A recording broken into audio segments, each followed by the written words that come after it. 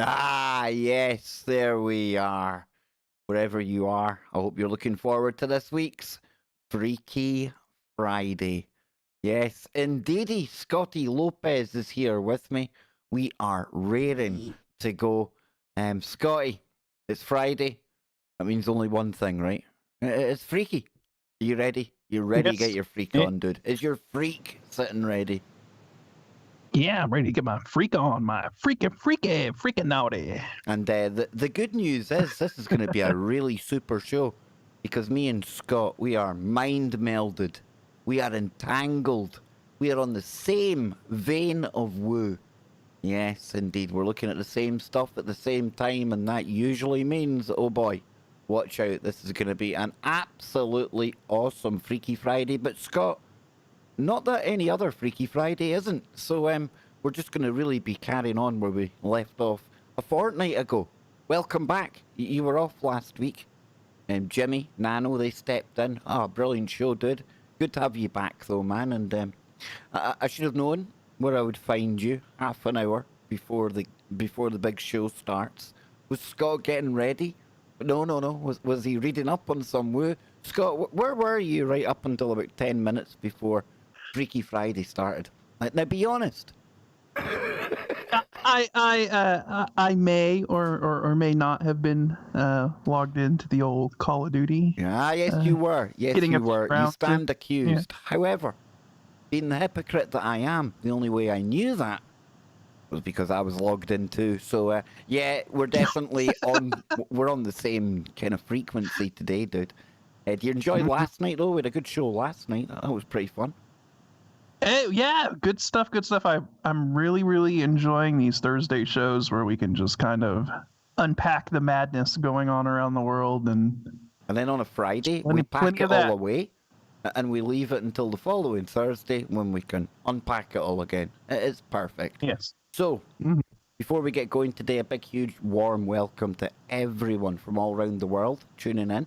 I'll be heading on over to the home of Freaky Friday, tfrlive.com, into the chat room where I'll be giving you all a little shout out in about 2 or 3 minutes time. And to let people have time to head on over there, Scott, and I'll share this out as well on the Twitter, on the Facebook. Let the world know that Freaky Friday is live. You really did you were the one that sent the link to me first of all today. I think we've stumbled upon something that I've entitled There's Strange Things Going On in Our Sky, Scott. And it's not the Tom DeLonge to the Stars Academy strange, right? This is even weirder. Yeah. Apparently there's been a spate of a spate of something, Scott. A spate of something. A spate of something. Leave it out there for them. Yeah, we'll wait until we give the Wookiee Cave their shout out, and then we'll dive into it. But yes, much strangeness going on in the skies. 2020 is certainly living up to its infamous sort of legacy here of weirdness and just. You think so, dude? I mean, yesterday I'm sitting there wondering, what am I going to talk about today? What will I cover? And then, hey, it's 2020. Shouldn't ever worry about something to cover. I should really just worry about how weird it is. Not very often you come across a story about police running away because they stumbled upon some goblins. Now, we'll get into that later on in the show as well. But with goblins in mind, you keep that at the back of your mind. We're not going there first. We're going over to the Wookiee Cave. So, tfrlive.com/chat. We'll give you all a shout out over there. We're also simulcasting today, so a big shout out wherever you're listening, however you're listening. And first up, we have got Bam. Now, we've also got another host from the network. Wise Wolf Radio is in there. We've got Rio. Great to see you, Rio. Waffle Buddy. Paradoxical Anomaly. We've got Delete the Elite. Delete. That's Matt Hardy. I know. I'm sad. I watch wrestling. He's in the AEW. He's not one person now, Scott. He's 3 or 4. He's a couple of characters. Yeah. One of them's called Damascus, and his thing is delete. Yes. Yes. So I like that one. I enjoy Matt Hardy's little shtick. Dude, anyone that can make a career out of flying through tables, hey, hats off. Exactly. That's all I can say. So we've got our good friend Carol in there as well. Great to see you, Carol. Psycho Dave, one of our most recent guests on the Kev Baker Show. Absolutely blew my mind. Epic Journey, man. A big shout out to you, brother. Sylvia is in there. We've got all one. Now we've got Flash Jack and Great Being. And the reason I kind of emphasised Flash Jack is because in a way, Scott, Flash Jack kind of could rhyme with Jetpack, but that might become more relevant as the first segment of the show goes on. Because tell them, Scott, they've been waiting on tender hooks, man. They've been out there. They've been hardly able to breathe in anticipation. Let the world know what it is that is going on in our skies that we need to talk about, dude. Like, big time. Well, apparently there's been a rash of flying humanoid, I guess, sightings. More specifically, it seems like there's been a rash of sightings involving mysterious men with jetpacks. And the most recent one occurred at LAX, and it sparked a FBI probe. So let me pull this up here. And this is what's so weird, right? Because when Scott messaged me today, he's like, "Okay, you got to see what's happening," kind of thing, and boom, this came through, and I thought, "Oh wow." Most people know I've got like maybe 4 or 5 websites I'll go to for a Freaky Friday. Luckily, I'd seen a similar headline, so I was on the same page as Scott. But as I was about to discover, and as you're about to discover as well, oh, it goes a whole lot deeper than just one of these sightings. So, Scotty boy, men in jetpacks flying about near airports. You just when you hear about that, I mean, cool. If the jetpacks were a thing, really cool. Don't think I'd be going near an airport in them, though, right? Not the best place to be kicking about, practicing to see if it works. You know. Yeah, I mean, this is just—it's really strange. It's really strange. So, it says the Federal Bureau of Investigation is investigating claims of a person flying a jetpack near planes above LAX. An American Airlines pilot first reported the strange sighting on August 30th, citing a person in a path of incoming jets at Los Angeles International Airport Sunday evening. Another pilot also reported seeing, it says the FBI is aware of the reports by pilots on Sunday and is working to determine what occurred, a spokeswoman told the station on September 1st. And that was Fox 11 that reported that. It says the American Airlines pilot warned the control tower via radio of the flying man, claiming to see a guy in a jetpack at about 3,000 feet and 10 miles out for a landing at LAX, Fox 11 said. So far, no one has been identified as traveling by jetpack at this time, the station said. It noted that jetpacks can fly that high, but suggested it wasn't likely. Flying this dangerously high in the sky is not typical, Fox 11 reported. The Federal Aviation Administration said it passed all information to the Los Angeles police. Officials have not found any indication at that point to the sightings. The FAA is currently investigating, and so going on, it says, 2 separate pilots reported seeing the jetpack guy. The American Airlines pilot of flight 1997 from Philadelphia to LA was the first to report the jetpack flyer, ABC News reported. I'm sorry, dude. I just keep thinking of that old computer game like Jet Set Willy. I know it's not Jetpack Willy, but Jet Set Willy, man. That was a cool game. Maybe it's before your time, Scott. But 2 pilots spotting a dude flying about. Now listen, I get it, folks. I mean, you can go and look at this. There are people that have invented things, and you could call them jetpacks. But 3,000 feet, Scott, and near an airport, you know. Well, I mean, there is like the jet man, I think Yep. is what they call him, and he's like some French guy who invented basically a flying, a wing that he can strap on, and it's jet powered, and they like to fly around fly around Dubai and all of that stuff. And so, I mean, yeah, the technology is there. Um, there's there's like all kinds of different like prototypes and stuff like this out there, but I mean, for somebody to go flying around in a high kind of traffic, air traffic area like that, like around an airport or something, I mean, that's like super dangerous. I mean, And Scott, it's got to be the only location anywhere. Like when you're going looking for real estate, like open spaces in the sky, the only places you have to worry about typically would be an airport, right? Anywhere else, you're pretty much okay. Okay, the odd power line maybe you got to worry about, but well, yeah, why would you, of all the places to choose to fly around and do something like that, why would you choose the airport, or near an airport? They could have went out in the middle of nowhere in California, out in the desert or something like that, and played around or whatever. So and I mean, before, it makes you wonder. yeah, oh, it definitely makes you wonder, and people will be left to wonder even more in a moment, because before we take this further. And yeah, we can take this further, okay?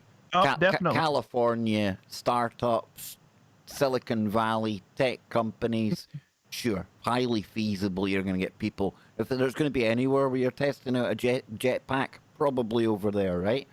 But before we expand and go further and question what might be going on here, I found one of the most ridiculous kind of explanations as to what has occurred, and it comes from Inside Edition, okay?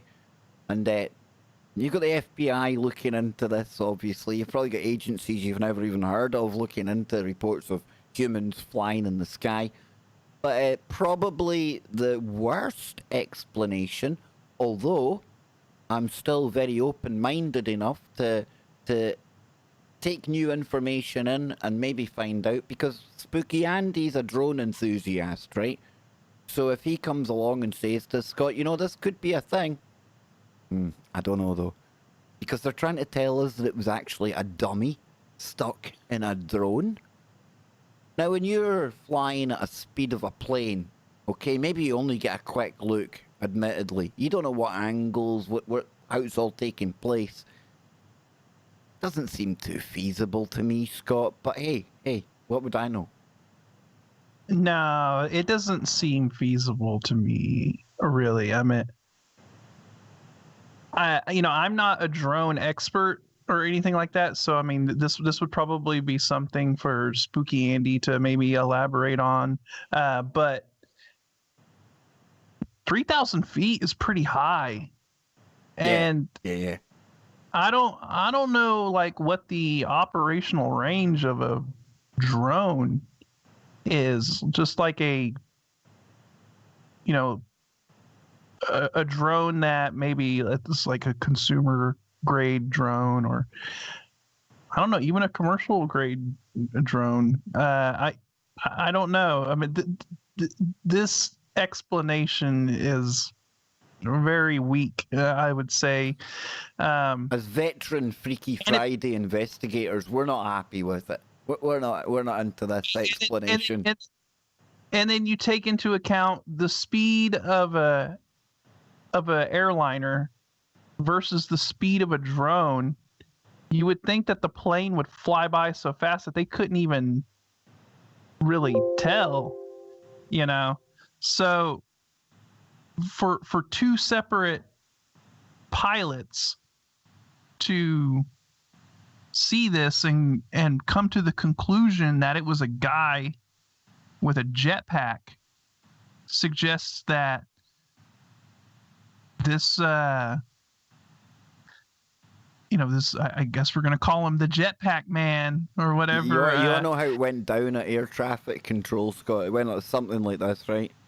We just passed a guy in a jetpack. Are they off to the left or the right side? Off to the left, 300 yards or so, about our altitude. And then the air traffic control guy said, "Get the drug test ready. Get the drugs test ready. Here comes a walloper." You know what I mean? I actually heard the air traffic or the. You heard it? Yeah. Because they were playing it on TV yesterday. Okay, Scott. Quick question, right? If you're flying that plane, okay, you're sitting there with me. We look at each other. We both register. We think we've seen a man in a jetpack. Do we call it in? Do we? They totally did. They did. I wouldn't. They were just like, we just saw a what appears to be a man with a jetpack flying, and they were like, it was kind of like an awkward silence on the comms for a second, and then they're like, "Look like Doc Ock coming at you, man."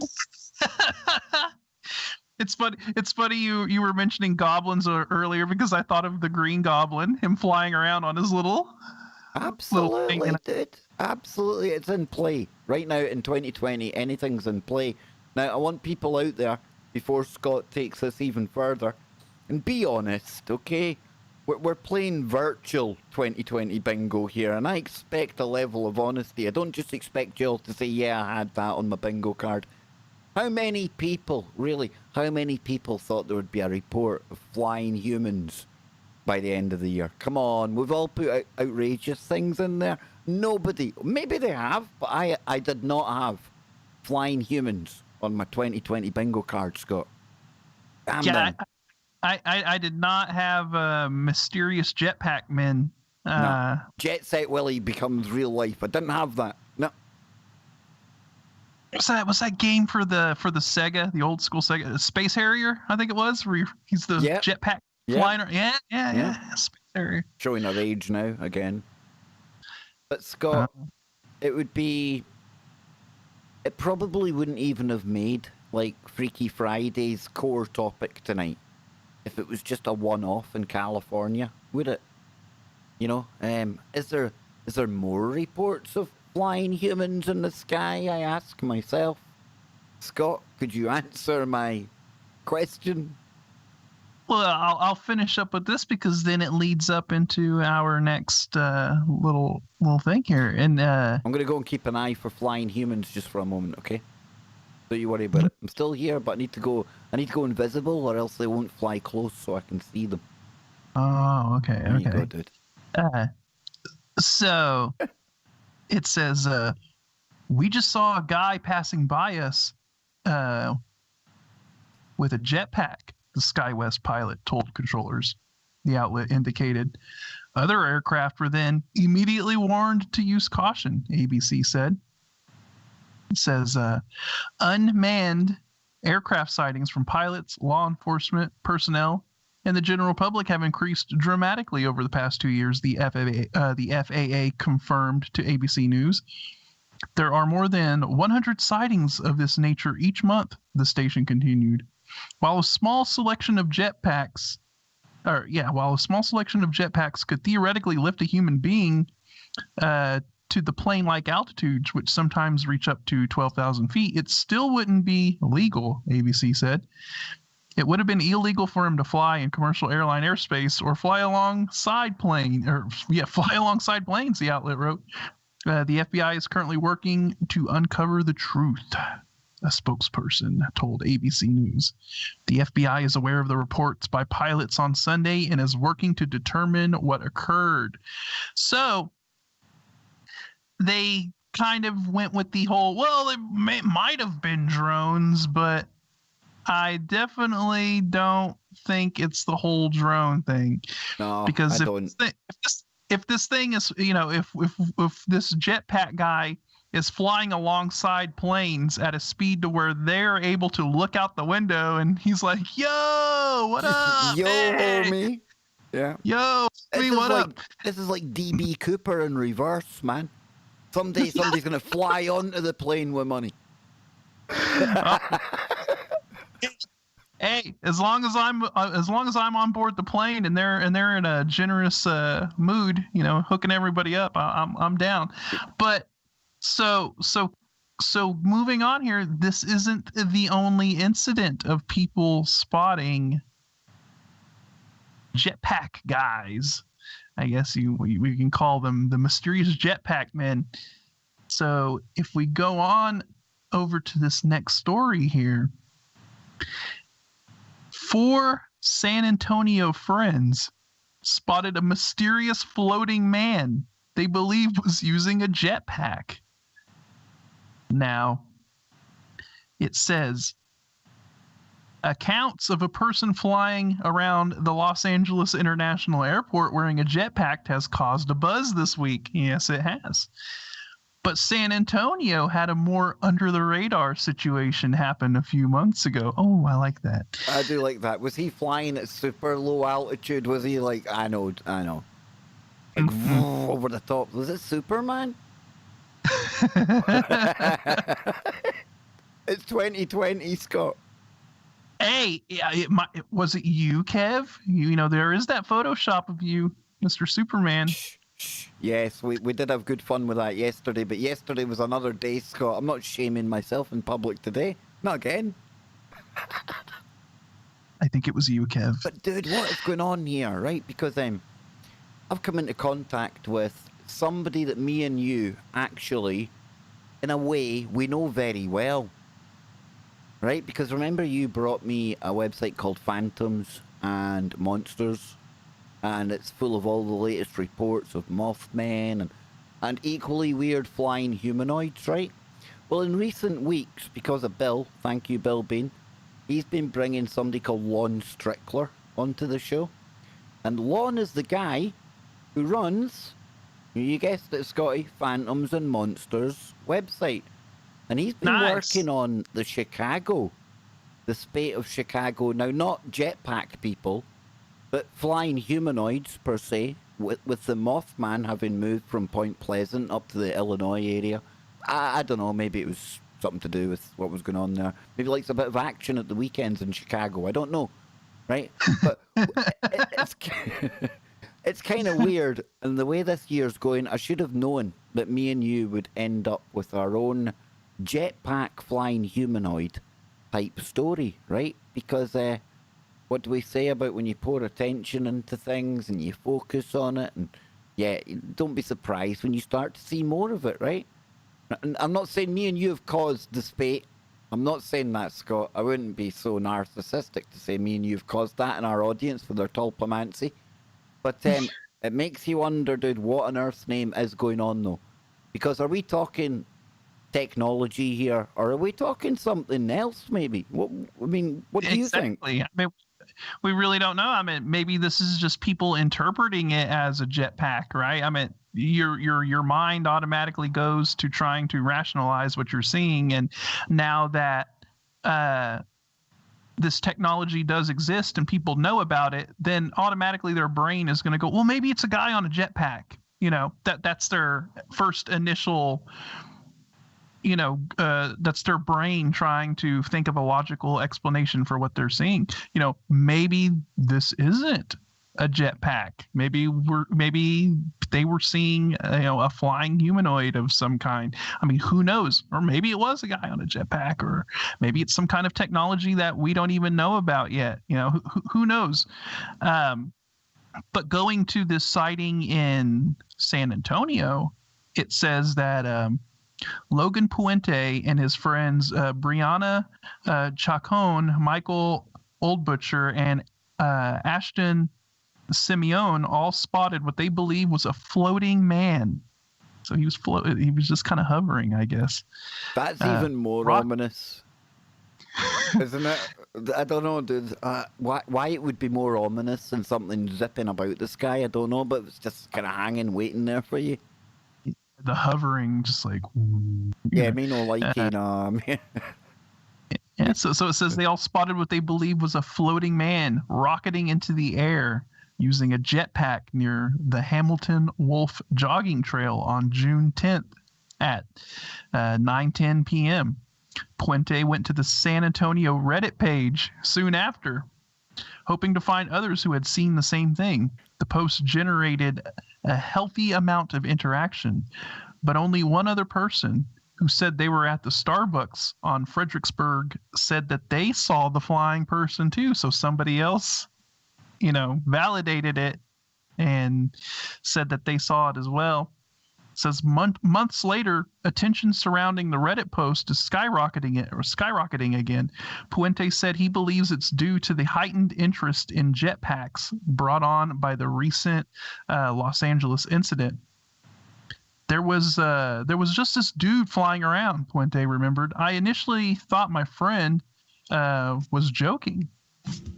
He said, "Oh, we are on the break." And on that note, we're going to have to jetpack out of here for 3 minutes. The jetpack. Yeah. And then we'll be right back. Wow. Okay. That was quick.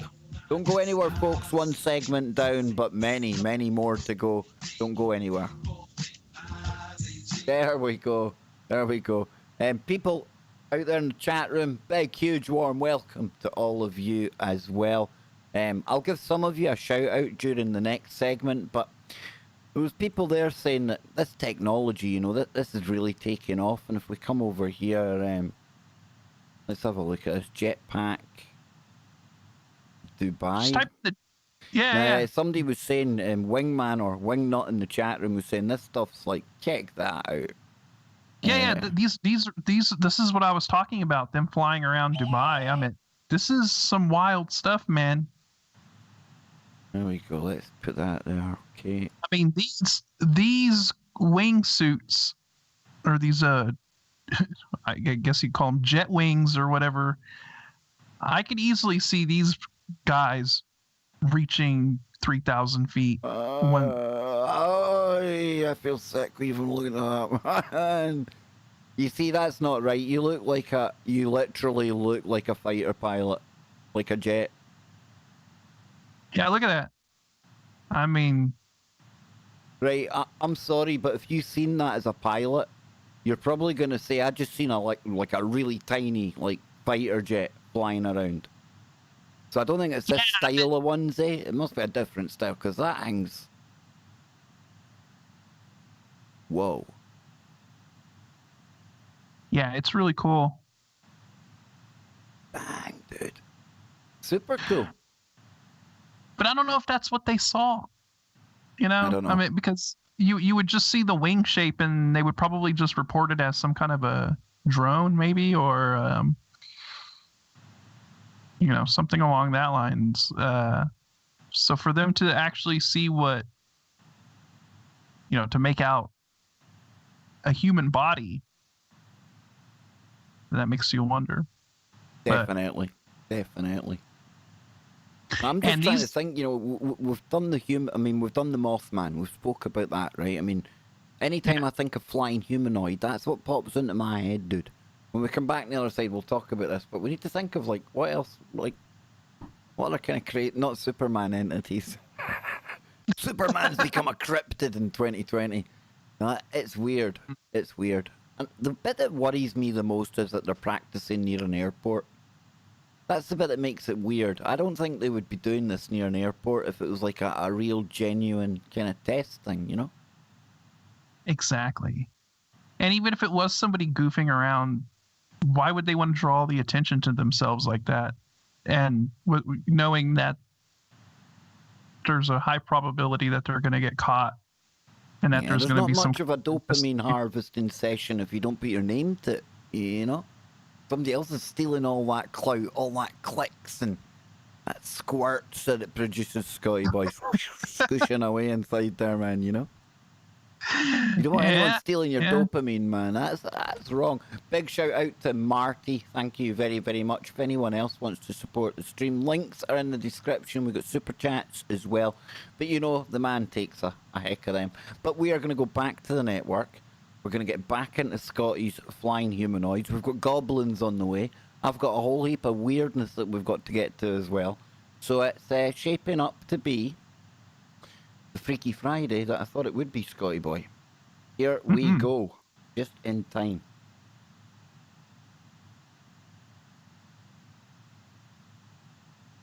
Welcome back, ladies and gentlemen. No Wookiee this time. He's practicing his jetpack skills. He's trying to get a contract with Red Bull. Probably Red Bull. They're going to be quite into the whole jetpack scene, Scott. You know, they're into extreme Yeah. sports, and I love them. Hey, listen, I love them. They're so unwoke. It's very refreshing. They tend not to virtue signal, and they tend to back cool things like jetpacks. But the thing is, are we talking about jetpacks today? Because if you're just joining us, then where have you been? You've missed one whole segment, and that's quite a significant segment because we're talking about strange things in the sky. And pilots, I remember a time when pilots, if they seen anything in the sky that was at all questionable, they probably would have just pretended they hadn't seen it. But now, of course, Scott, we're living in a different world. It's cool to report UFOs when you're a pilot. And it would seem they don't mind shouting in the odd flying humanoid as well. So, is it a drone? Is it a plane? Is it Superman? What is it, Scott? I don't know. I don't know. So, I mean, we'll finish up this report from San Antonio. This witness said there was just this dude flying around. Puente remembered, I initially thought my friend was joking. He said the flight path lasted about 10 minutes. Puente said he and his group saw the person shoot up into the sky, then lingered at the highest altitude for a few minutes before descending. Considering their proximity to a graveyard... Wait a minute, though, Scott. That sounds like a human cannonball. That sounds like something got fired into the sky. And then they just kind of lingered about there. And what goes up, dude? It must come down. Maybe this guy was testing the world's largest trampoline. Could be. It could be. Yeah. There we go. Or now that we live in clown world, do we have like a planetary-sized like cannon for the guy that fires himself out the cannon? Like every circus, you know, it's got that guy that fires himself out the cannon, dude. Well, probably not every circus, but you know what I'm saying. Yeah. Can we rule out the circus narrative? I think we can. Not yet. Scott didn't look comfortable there. He wants to leave it on the table. I like that. Hey, you know, once you start bringing circuses into the fray, then we got to start talking about clowns. And I you can know how guarantee you no other show out there. I challenge anyone to catch anyone talking about this story who can manage to get clowns and cannonballs in there. You just won't find that anywhere else, Scott. And I hear some of our skeptical kind of haters saying, well, what exactly does that add to this story, Kev? Nothing. It's Freaky Friday. That's how we roll. Exactly. So it says, considering their proximity to a graveyard, Puente said his friends thought they had seen some sort of a ghostly apparition. So, like, maybe they saw, they thought at first that it was some ghost rising up from the grave and hovering up above the graveyard. That's kind of... You know, they do say in the end times, like, all the people will, like, rise and walk again. I had no idea it was going to be, like you say, those spring-loaded resurrection where they'll burst out of the... It's like landmines going off. Whoa, there's just corpses exploding everywhere. That Walking Dead just got weird. You know? You're just walking there, and your friend who like believes in the rapture just starts freaking out because like some dude just starts launching up into the air. You know, it's time. It's happening. Scared to walk to the shops in case you get scalped by a flying cadaver. Do you know what I mean? Whoa. What is going on out there, man? I don't know. He says, we were dumbfounded. We thought we were hallucinating, he added. Puente believes an open field near the San Antonio Medical Foundation is the spot where the mysterious jetpacker was launching from. He plans on returning to see if he can spot him or her again. The witness said he reached out to the city's aviation department but has not heard back. Meanwhile, in Los Angeles, the FBI has launched an investigation into the incident at LAX after multiple pilots reported seeing a man in a jetpack flying near their plane, which is illegal. according to ABC. So, yeah, I don't know. Bizarre, eh? Bizarre. I like towards the end of the article, it says others chalk the oddity up to just being part of 2020. It's just what's going on, man. It's 2020. It's another one to add to the. It is, though, isn't it?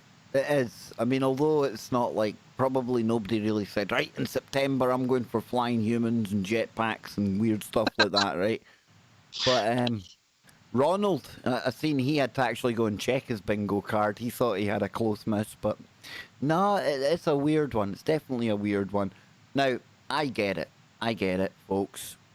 Occam's razor, most likely we're talking about something very, terrestrial, technological, and yeah, there's various kind of jetpack ideas out there right now.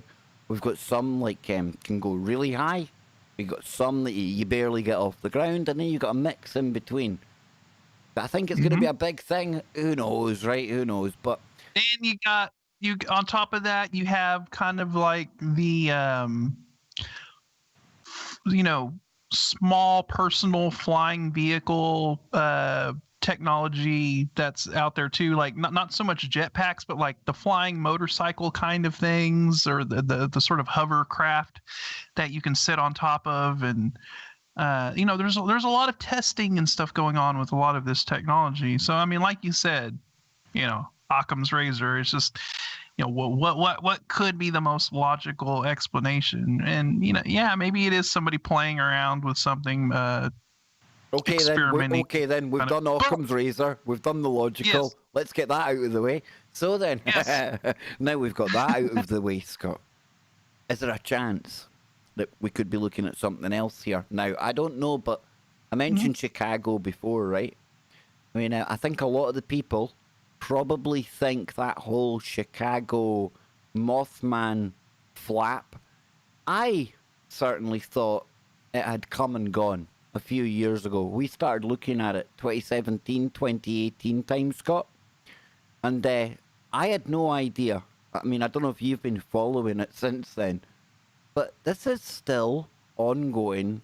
Like now, it hasn't stopped. So that's 3 years, maybe 3 or 4 years that you've had sightings in the one area, not by pilots or anything this time, not by anything that even I think anybody reported as a jetpack, Scotty, right? But literal flying humanoids. Now, you've been around the internet a lot, okay? And I get some of these videos have been faked over time. But, it's actually quite common that you get reports and videos of something alleging to show some kind of flying humanoid.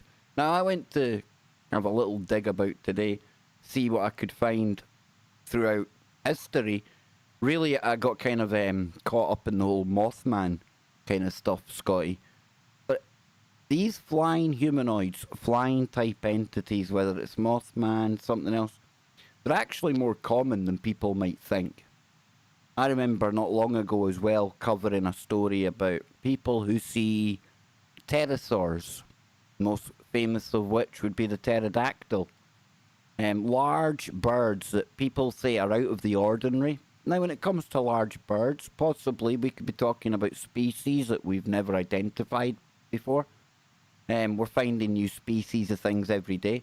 There's species of things that go extinct without us ever even finding them in the first place. It's so diverse here because I'm so woke. But you, at one point, not too long ago, you had a story from the mysterious universe, right? And it touched upon these flying humanoid type thingamajiggies, didn't it? Yeah. Whenever I, was looking into these articles, and we're talking, they're talking about these mysterious jetpack, jetpack guy sightings. It made me think of this article this article that we covered from the Mysterious Universe a while back, and I was like, wow, that really ties into this. And so yeah, the article says bizarre encounters with outlandish humanoids in flying suits. Can I just say the artist's impression there is absolutely tremendous. If they ever make a RoboCop that looks like that, Scott, game's a bogey. That's pretty close to kind of what they're developing now. With those wings that we saw. Those wingsuits that we saw flying over Dubai. Absolutely. Now, I'm just going to post that for the TFR chat room so people can have a read of this as well and see the picture we're talking about. What's this saying here then, Scotty boy?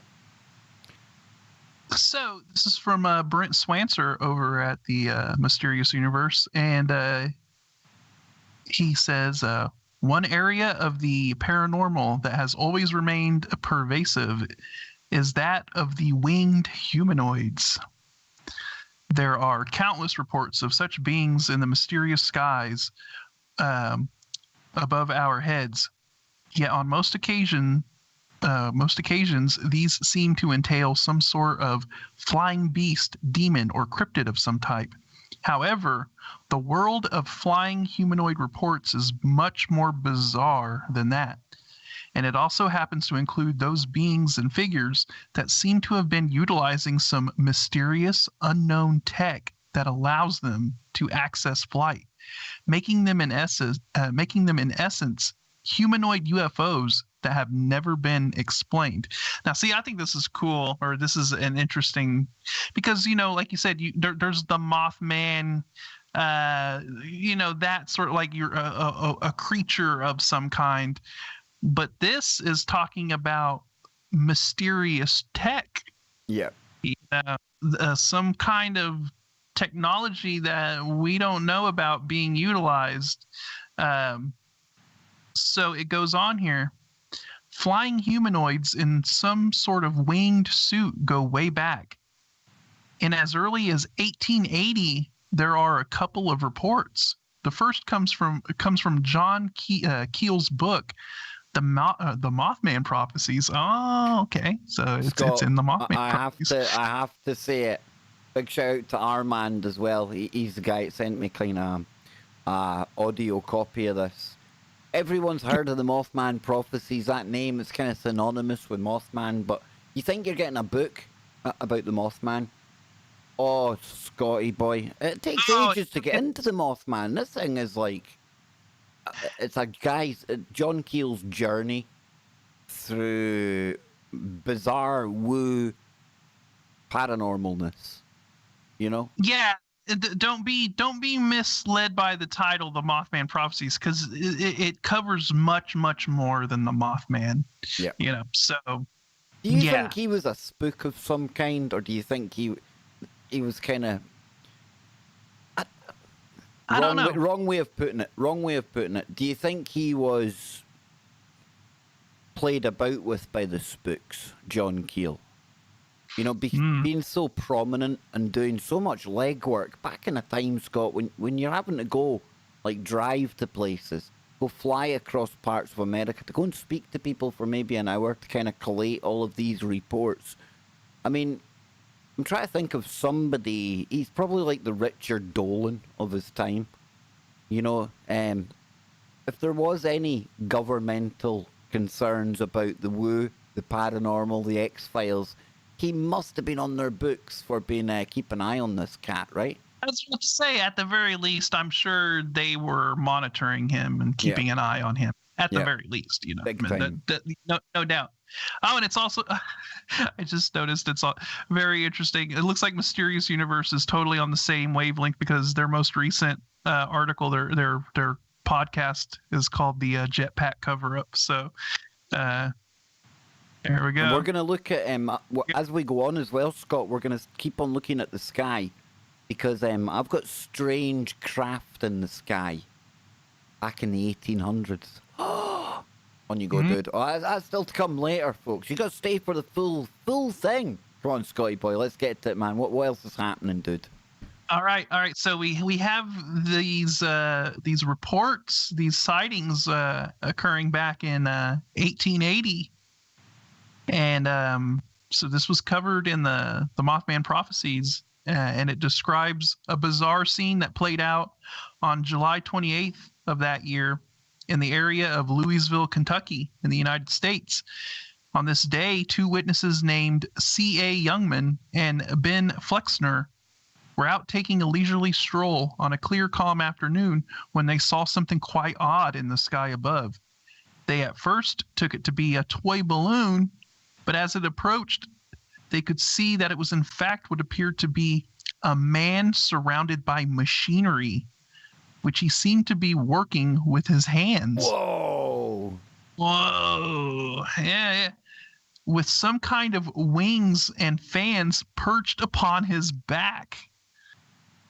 This enigmatic flying man worked his machinery to have him dip and rise several times until he passed out of view. This sighting would be followed by a UFO sighting the same evening, in which a bright object was seen hopping over Madisonville, Kentucky, before disappearing. Its connection to the flying man remains unknown. I mean, think about that. So, 1880s predates any sort of aircraft of any kind, really. And then we have a report of a guy surrounded by some kind of a mechanical, they knew it was a machine or of some kind that was. All right. While you're there, then. Yeah, I think while you're there, Scott, I think really because of the dates in question, it'd probably be good to throw in this kind of mystery airship right about now. It says mystery airships or phantom airships are a class of UFO, best known from a series of news reports originating in the western United States and spreading east during 1896, 1897. But if we come down here, it says the airship wave of 1896, 1897.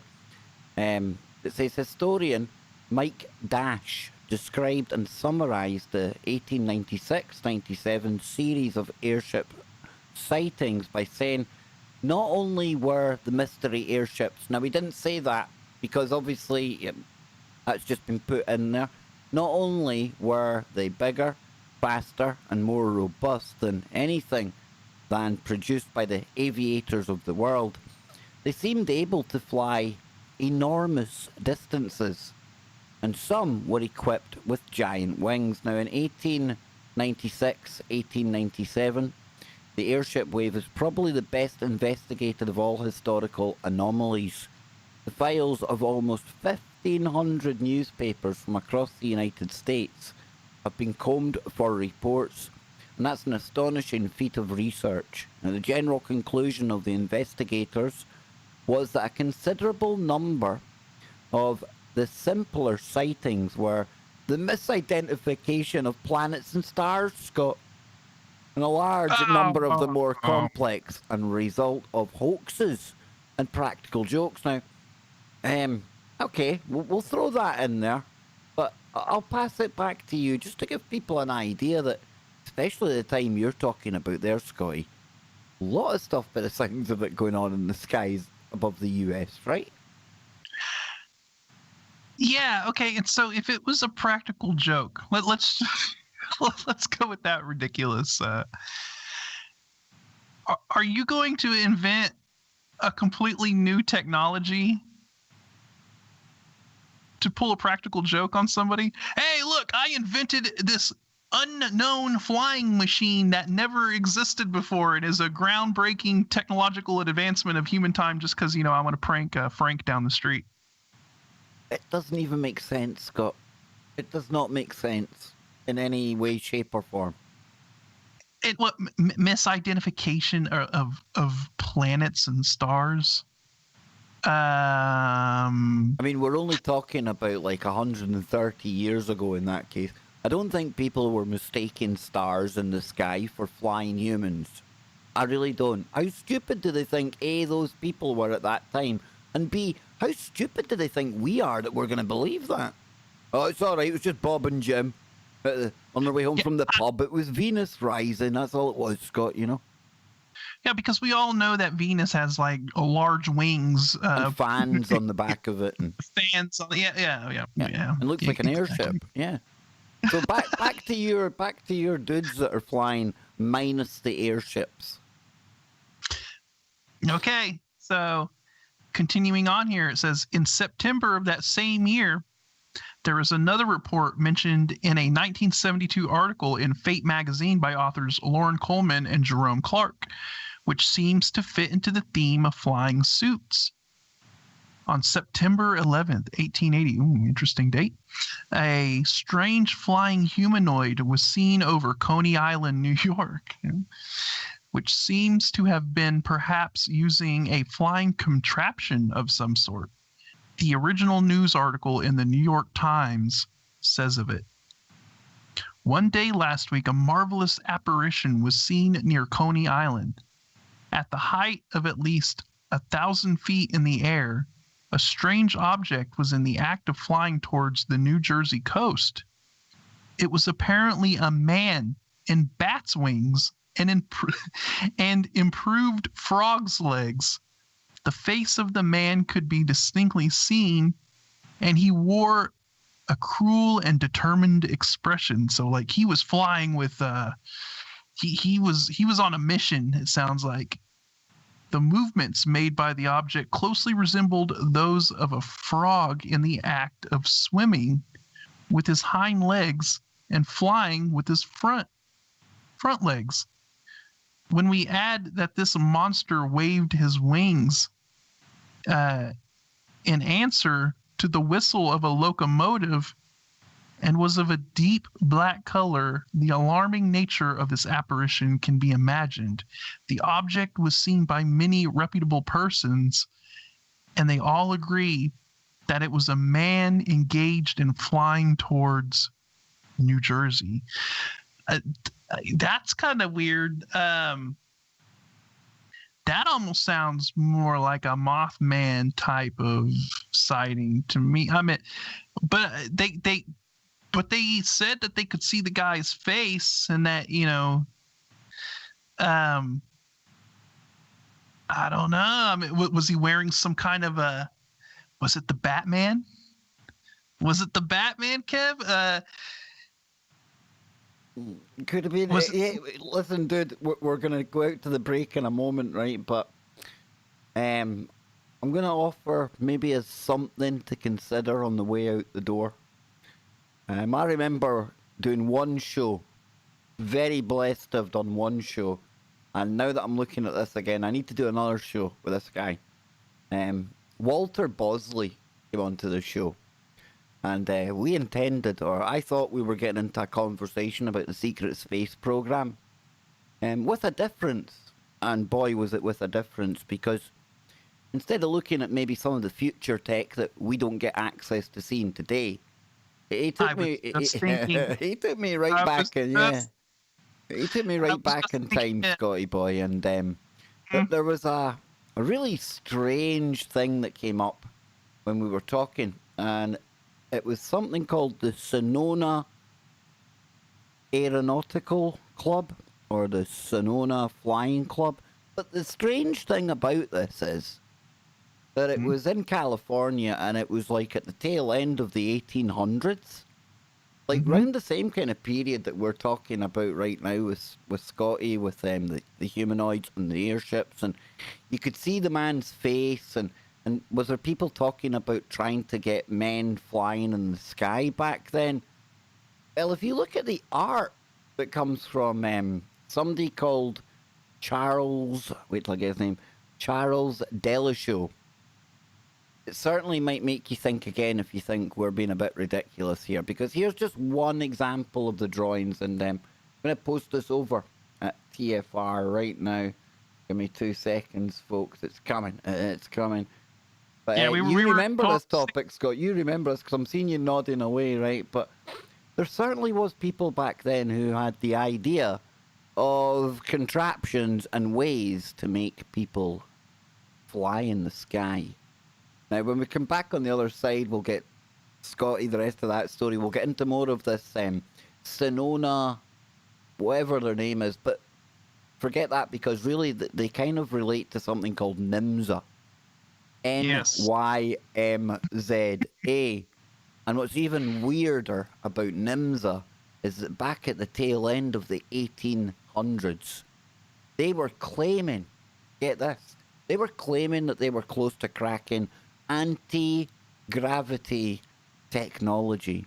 There you go. Now, where did all that stuff go? I don't know, but we'll be taking a look at that and more woo and strangeness going on in our skies after the break. I'm glad you remembered them, Scott. But it's just when we started going back to that time period, I thought there's woo here. There is woo here.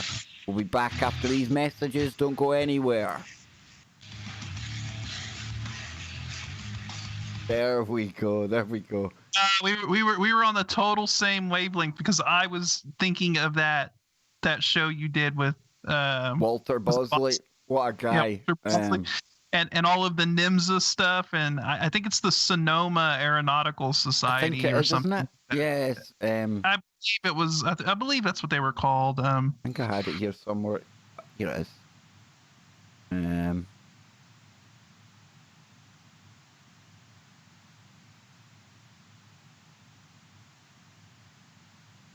Getting there somewhere.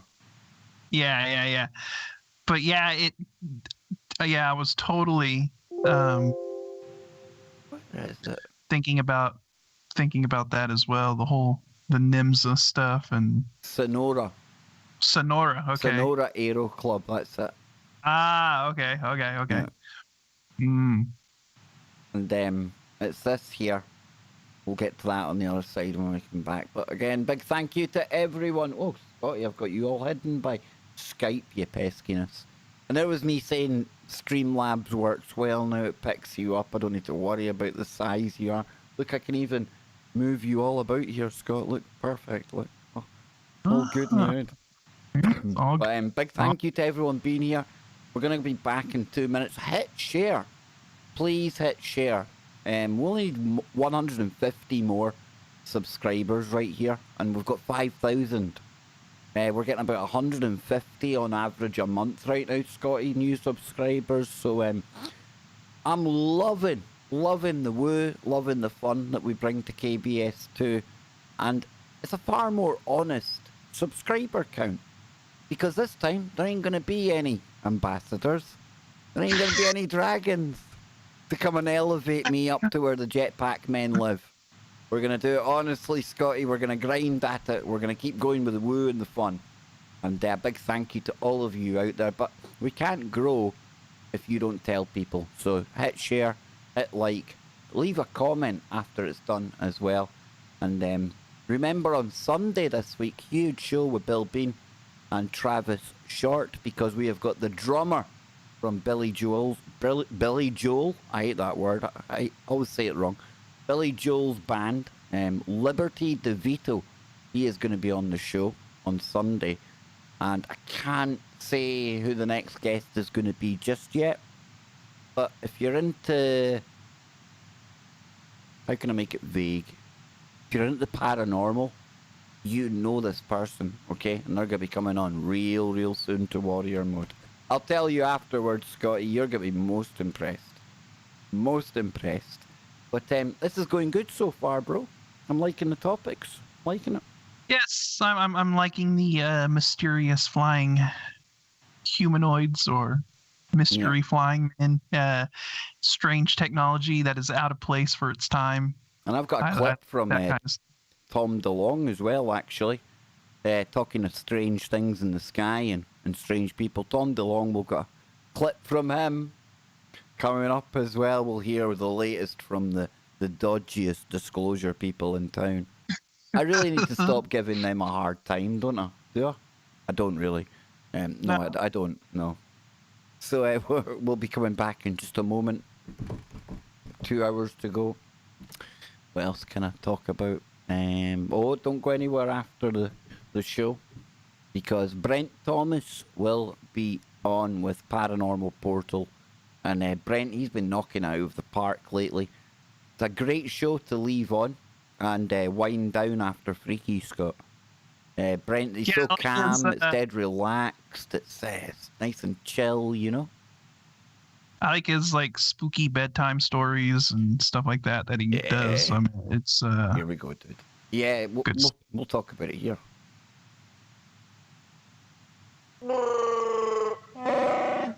It is a very tired and lethargic sounding Wookiee today, but that's okay because the two musketeers were minus our third one, but the third one checked in with me.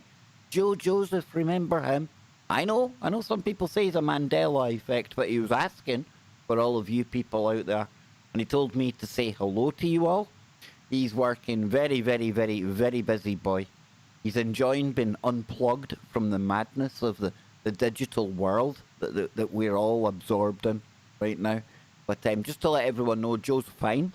Hopefully in a couple of weeks, couple of months, we'll get him back on though. Just super busy right now. And no wonder. There's things flying around in the sky, Scott. It's 2020. You know, it doesn't surprise me Joe is under the gun. But we miss him. And hopefully we'll get our third musketeer back soon. Some say he's like a Mandela, or a Jodella effect. Well, there was a Photoshop called Jodinger's cat. Yes. He is here, but yet he's not. All at the same time. You think he's in our scary cell? Yeah, that's what it is. I think he's in our scary cell somewhere. You know what?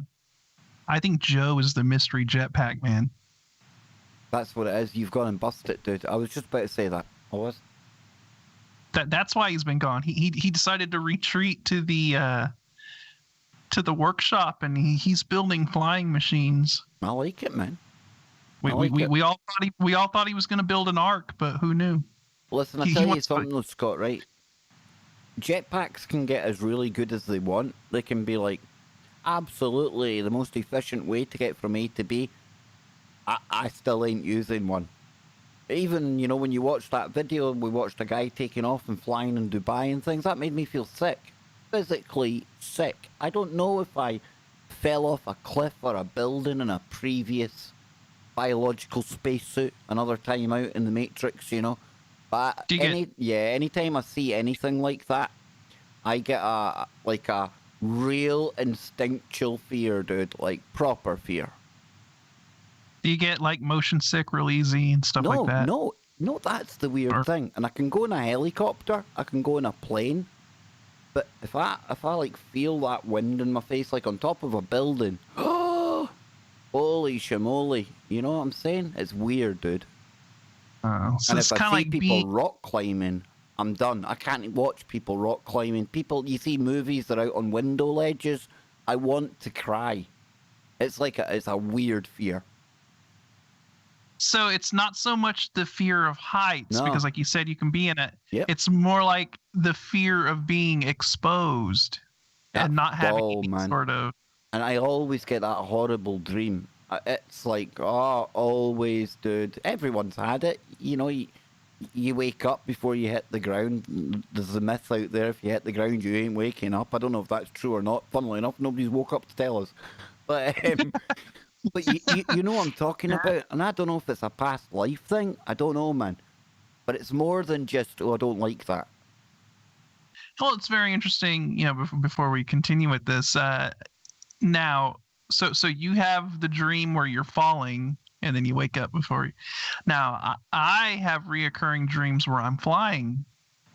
So, like, I don't fall, but I glide around and I fly around. And can you have you ever tried to astral travel, like lucid dreaming, like purposely come out? I've tried it. You know, I need to like focus on it more. I've been really like wanting to experiment with it, but beings that like I don't sleep really deep anyways. Like because I deal with like insomnia issues, and I'm a light sleeper. It doesn't take much to wake me up, you know. So a lot of the times I find myself in that lucid state unwittingly, where I'm half asleep, half awake, and sometimes I can do that lucid dreaming thing and kind of control what's going on. Or what's even more, a Ben and Dante in the chat room. Now that's a group of astral traveling witch hunters. There you go. Whoa, How cool is cool. that, dude? How cool is that? Eh? Yeah. So I think what's even more kind of I would say scary about the whole lucid dreaming thing is when you wake up and you're seeing what's in your like surrounding, like you can see what's going on in the room, but you're getting like those dream hallucinations that kind of manifest in the room until you kind of completely snap out of it. Like I've woken up and seen what appears to be like gigantic spider webs covering my room, you know, and or something creepy like that, or a big spider or something, and I'm like freaking out for a second. You know, it's a split second kind of thing, and then you kind of snap out of it, and you're like, oh, okay, that was. Tell you what, this is weird. I watched a thing on Netflix. 2 seasons it is. Beyond, it's called. It's about a young kid who ends up in a coma for 12 years. It's quite interesting because, you know, what does happen to your mind or a person's mind when you're stuck like that? You know, your body's asleep, you're not responsive, but the brain still very, very active. And I was reading an actual article today that unless you're actually processing something, doing something with your mind, a lot of the time it's actually in more of a subconscious mode. Really, you're not aware of most of the stuff that's going on in your mind. So this program, Scott, the boy wakes up 12 years later. Weird one to begin with anyway. He can walk and everything, you know, and nothing wrong, no muscle wasting, nothing. But you come to learn that in the 12-year gap, he's been away in another world, the realm that they call it. And they they say that the two, our world and this world, it's like the dream world that you're talking about. Things are just weird there, dude. It's like out of place. The laws of physics are out the window. Bizarro, right? But the two are, they're like totally entwined. They have to be entwined. And it talks about how it's fiction, obviously, but how you can get people who can go from one into the other. And then the storyline is that there's a bridge and the crossover in between. But that whole concept, that idea of where the subconscious goes when you're dreaming, when you're actively trying to push your consciousness out there, it just fascinates me, dude. Fascinates me. And that's why you got to laugh when scientists say, oh, we're getting close to cracking consciousness, you know. But we know what this is all about. Not an idea. Not a Scooby. Nah. I think when you go to sleep and then your body or your mind's not having to worry about like a lot of other tasks, you know what I mean? It basically it's not experiencing as much decoherence, you know, if you want to talk about it as a quantum computer, right? So when you're asleep, your brain kind of goes into a more the decoherent state is not as intense as when you're awake and you're having to process all of the throughput information through your eyes and making decisions. And well, you're asleep, your eyes are closed, you're in a different state. So I think it opens your mind up to tune in to those brain waves, isn't it? Yeah, literally that. You know, and that's the thing, we talk about frequency, we talk about wave patterns and all that. Your mind shifts into a total different frequency when you're asleep. It's like when you watch the telly, I think you go into the theta state. It's like theta waves, and that's the ones where you're highly kind of suggestible. You start drooling and we've all been there, you know. And so, you know, I think just, you know, when you're dreaming, it's your mind tuning into different frequencies, tuning into different realities, dimensions, whatever. You're astral traveling, but it's kind of uncontrolled, and some people just have the ability to control that, to be able to tune into a frequency that they want to. But hey, well, no, we've gotten way off topic here, but Scott, You can't get It's off topic on a Freaky Friday. You can't. yeah, It's a stream it's of consciousness. We go where we go. It took us there, dude. It was a it little took kind us of there. sub channel that we just drifted on down, but it's come full loop. And before the break, Yes. we were talking flying humans, out of place, out of time, flying craft, that kind of thing.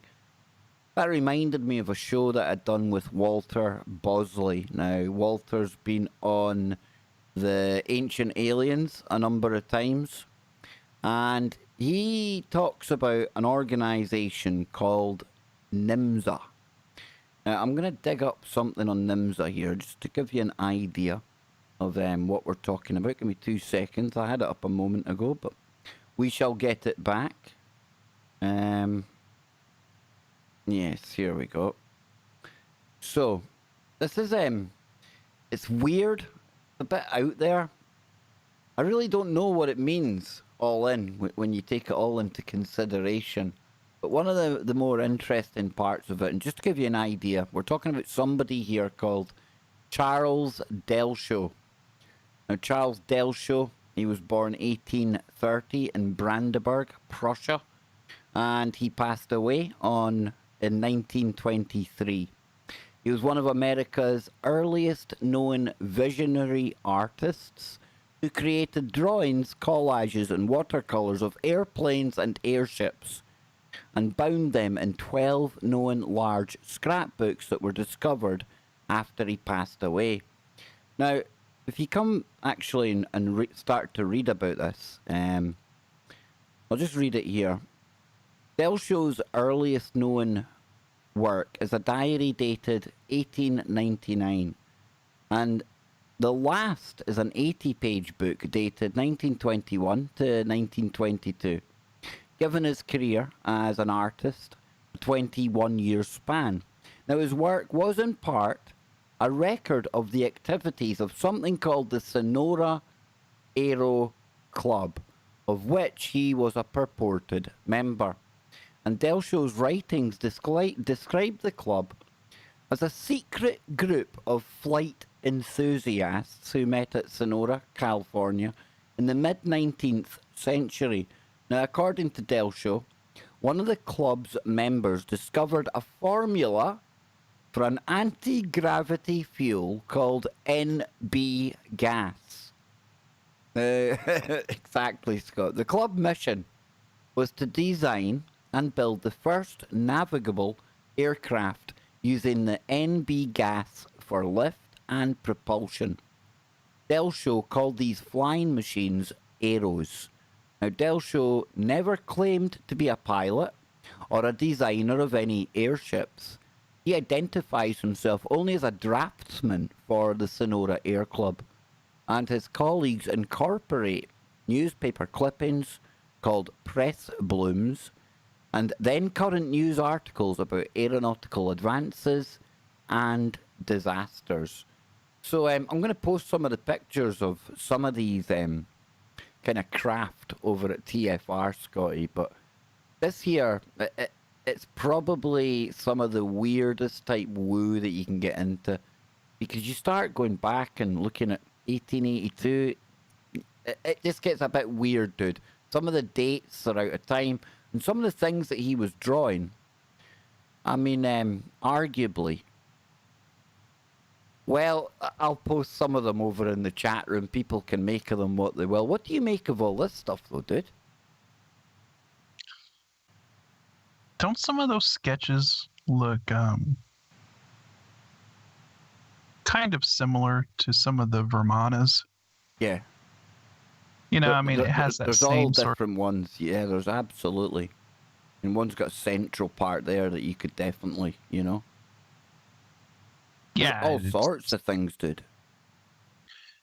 Yeah, like all kinds of different kind of flight, ideas for craft and sketches. It's pretty interesting. Yeah. This it kind of seems like he's a more modern version of you had Leonardo da Vinci sketching, aircraft designs and concepts, from helicopters to winged aircraft, and it's kind of like the same thing here. I mean, you're seeing like a lot thing of that these. looks like a flying bed. Wow. Isn't it? Huh. Very. That's wild, man. And of course, I mean, humans have always thought about trying to figure out how to fly. I mean, it's just not one thing that we just decided to wake up one day, and then the Wright brothers made an airplane. I mean, this is like a goal that we've been trying to achieve and think about for a long time. So I mean, yeah, I mean, obviously there probably was a, we had this group, the Sonora group out there that was probably trying to think about different ways of creating some kind of a flying craft or something. But the whole thing of this anti-gravity gas, I think, is really interesting. This NB gas, I think, is what it was called. Yeah. And I mean, what was this group really working on? I mean, how far did their concepts really go? And then, it goes into this whole NIMSA thing. And Time to get Bosley back on. Yeah, and then all of that ends up tying into the bad guys from World War II, right? And this is where you have to ask, has there been that kind of breakaway, that kind of separate track for the technology from way back 1800s, Scott, Yeah, are we talking about some technology that was developed back then that kind of took a totally different track that went kind of breakaway, you know what I mean? That nobody had any idea, nobody knew what was actually being developed from all of that. And, then that ties into the bad guys and their wonder weapons and a lot of their secret technology that they were working on. Was that derived from a lot of this stuff from the Sonora Aero Club? It makes you wonder, doesn't it? It does make you wonder. Yeah. Big time. And this concept artist, or this draftsman, I guess you could say, he's from Prussia, which is, that area of the world. And, what were his ties? Who was he involved with? And I don't know. I think that a lot of technology has been hidden away from us. And it's interesting that his sketches, his works, they were discovered decades later. I think it was fairly recently, like around 2000 or something like that they found all of his stuff. So it's not like, people knew about this. It was only until very recently that people stumbled upon this. So it's pretty weird though, isn't it? When you hear even people, like, even if they're LARPing it up and they were lying, I mean, talking about they had anti-grav gas back at the tail end of like the 19th century. I don't know, I think it's a very interesting subject. I think it's something that now we've looked at this again, I absolutely want to get Walter Bosley back on the show, Mercury can be turned into a gas form, right? Like the vapor, because it's dangerous to breathe the mercury vapor, right? So, maybe this gas had some kind of a mercury element to it. I don't know. Who knows? Yeah, I mean, who knows? Yeah, definitely gonna have to get Bosley back on. Yeah. I was just trying to see if I could find anything he had wrote there, but it's mostly just the kind of Hang on, might have something here. This is called the Airship Club that might never have existed. Mm. Oh, I think that sounds a good place to kind of take us out to the break, and then when we come back on the other side, we're gonna go even deeper. We don't know where we're going yet. Yeah. I can tell you, we're Well, gonna go deeper.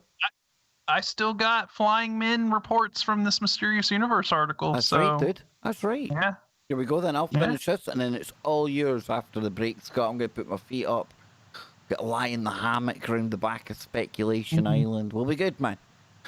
It'll Says be here good. then, the airship club that might never have existed. So then, it was the time of the gold rush, and people of every nationality were pouring into California in search of that earth that would make them rich. Now, the settlement of Sonora, about 130 miles east of San Francisco, was booming. It was there, in the saloon of one of the local boarding houses, that a group of men would get together every Friday night and talk of dreams. Well, just one dream, really. Human flight. Now, they called themselves the Sonora Club. The Sonora Aero Club.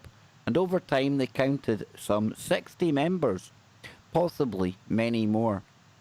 Their ranks included great characters such as Peter Menace, inventor of the club's secret lifting fluid, later described as a rough man with a kind heart, with as kind a heart as to be found in very few living beings. So despite being, quote, addicted to strong drink and flat broke.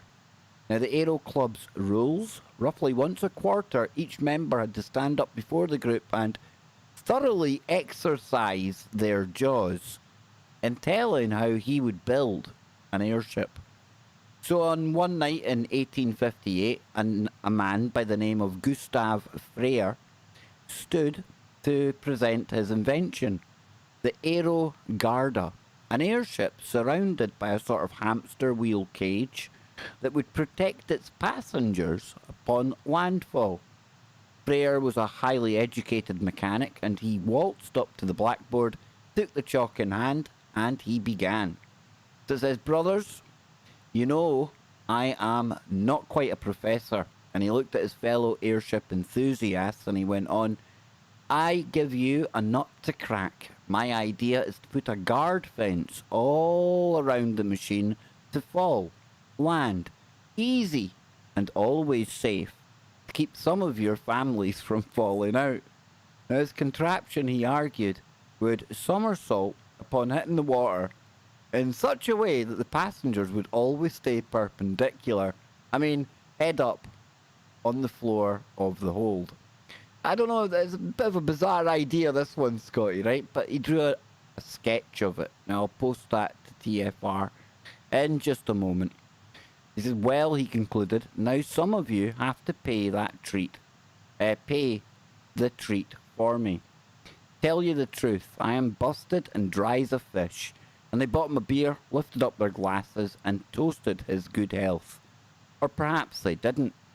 Perhaps Gustave Frere never stood up among his comrades and proposed this ridiculous design. Perhaps there was no Gustave Frere, no Friday nights at the saloon talking about flight, no clinks of glasses to celebrate the newfangled airship design. Scott Lopez. Perhaps the Sonora Air Club. It never existed at all. Are they calling a false air club? Are they calling fake air clubs? Dang, dude. Huh. To what end? So 100 years later, a town in Houston, Texas caught fire. In the aftermath, a fire inspector instructed the family to get rid of some old, miraculously unscathed junk in the attic. The family complied, and everything was soon landfill bound. Among the debris, the 12 illustrated scrapbooks of one Charles August Albert Delshow, German immigrant, supposed former Sonora Air Club member. Created between 1908 and 1921 during Del Show's retirement, the pages document his recollections of the machines, meetings, and men of the erstwhile club. Del Show's life work was carried unceremoniously out into the light of day and literally left in a heap in the gutter, writes the late art critic Thomas McIlvey. Machiavelli, I think so, in a forthcoming volume about the artist. Now, we're going to come back after the break. I'm not going to get into too much more of this because I want to get back into the weird flying humanoids. I want to hear more of Scott and his flying things in the sky. But keep this in mind, because I'm going to try and get Walter Bosley back on the show, and he's going to tell us everything we need to know about the Nimza. Don't go anywhere, folks. Freaky Friday. We're halfway done. We've still got an hour and a half to go. Hit share, hit like, and we'll be back in 3 short minutes.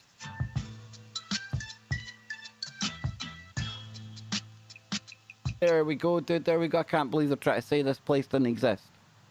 I was gonna say, is the Atlantic trying to suggest that Del Show's books may have been Which hoaxes, makes me want to look at it even bloody more.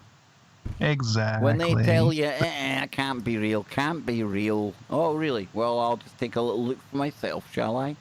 Now, Scott, I'm going to shove on some tunes. Unless you want to sit and entertain the audience, but we can get refreshed. I can go and get a coffee. I gotta go grab something to drink real Folks, quick. we will be back in just a moment.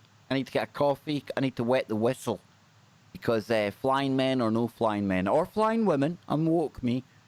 You got to have a wet whistle to be able to talk about this stuff. So don't go anywhere. We will be right back.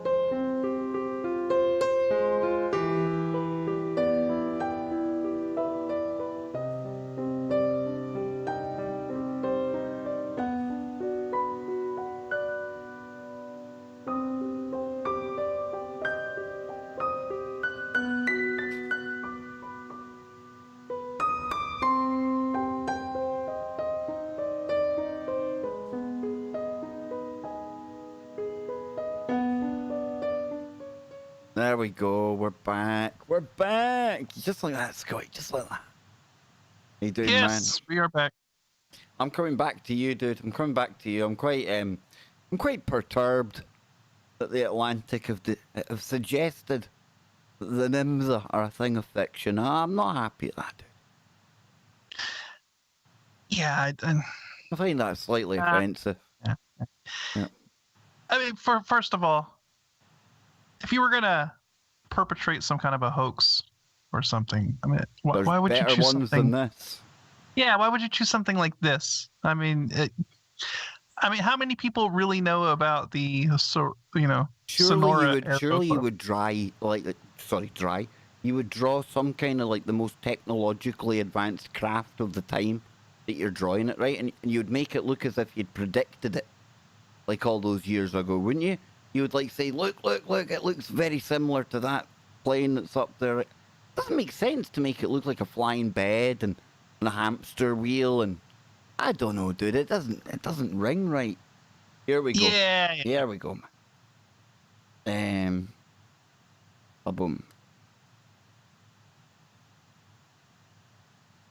Welcome back, ladies and gentlemen. Second half of today's Freaky Friday.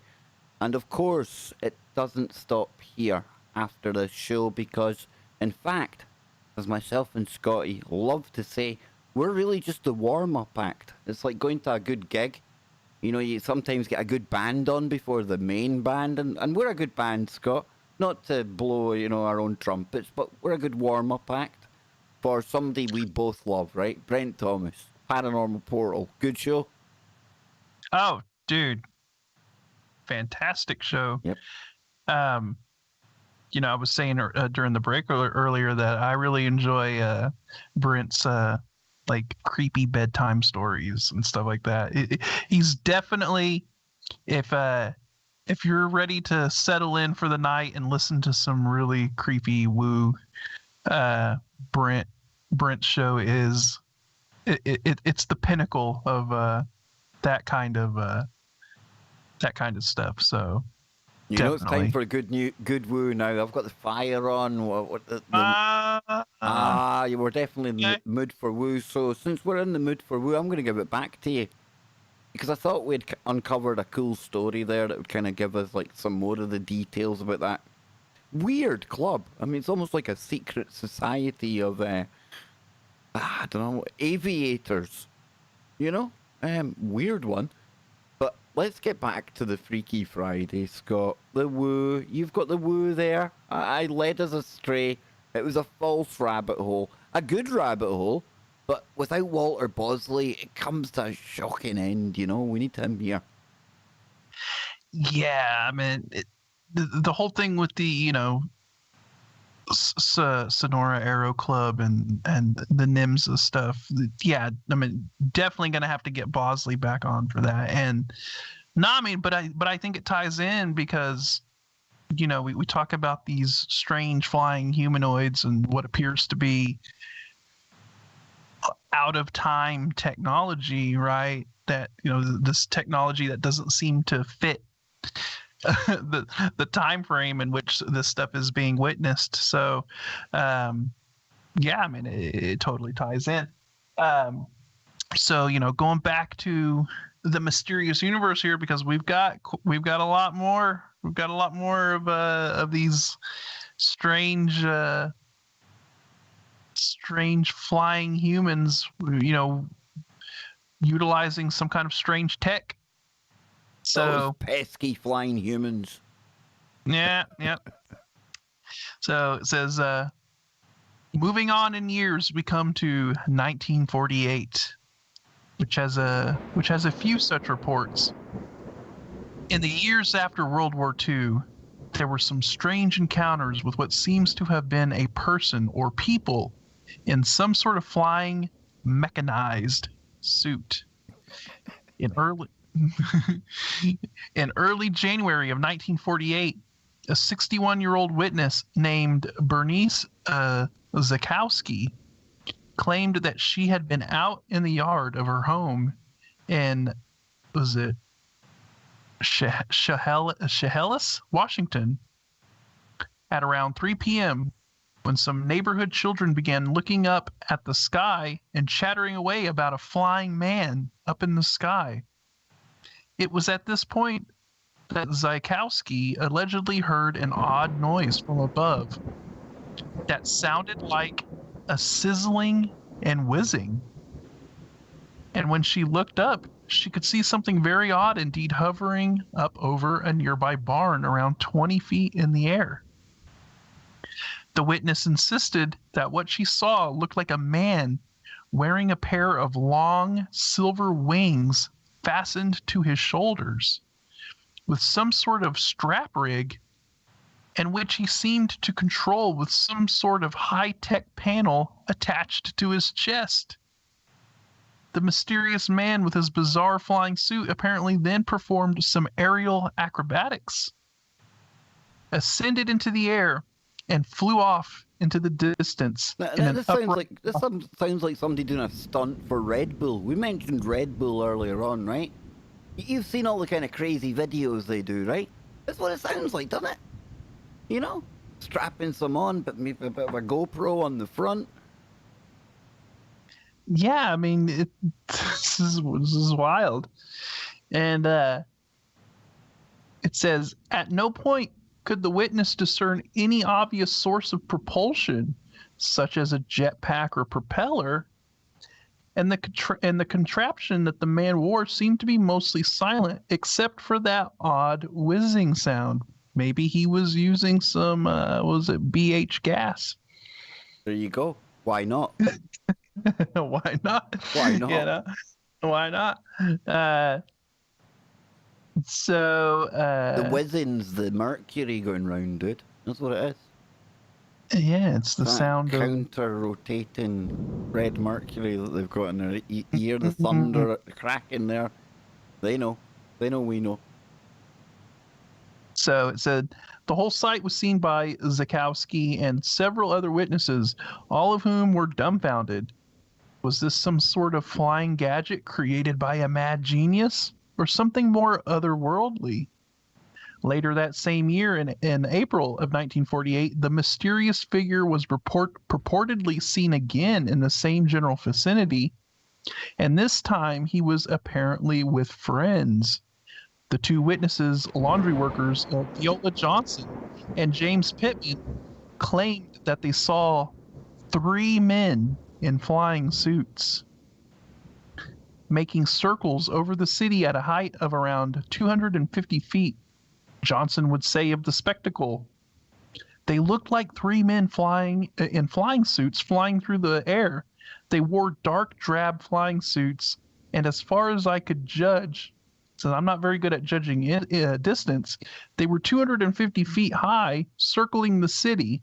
They were going at about the same speed as a freight train and had some kind of apparatus on their sides, which looked like guns, but I don't know. It could have been guns. I couldn't see any propellers or any motors tied on them, but I could hear motors which sounded like airplane motors, just not so, or only not so loud. When they first came into sight, I thought they looked like gulls, but as they got close, I could see plainly that they were men. I couldn't make out their arms, but I could see their feet dangling down, and they kept moving their heads, like they were looking around. I couldn't tell if they had goggles on, but their heads looked like they had helmets on, and I couldn't see their faces. Let's stop, Scott. When was this? When is this meant to have been? 1948. 1948. Okay. I think we have to. We laughed and we joked about the NH gas, the anti-gravity thing, right? But if there was some kind of, like, club, by the sounds of it, like a secret society of aviators, we'll call it that, right?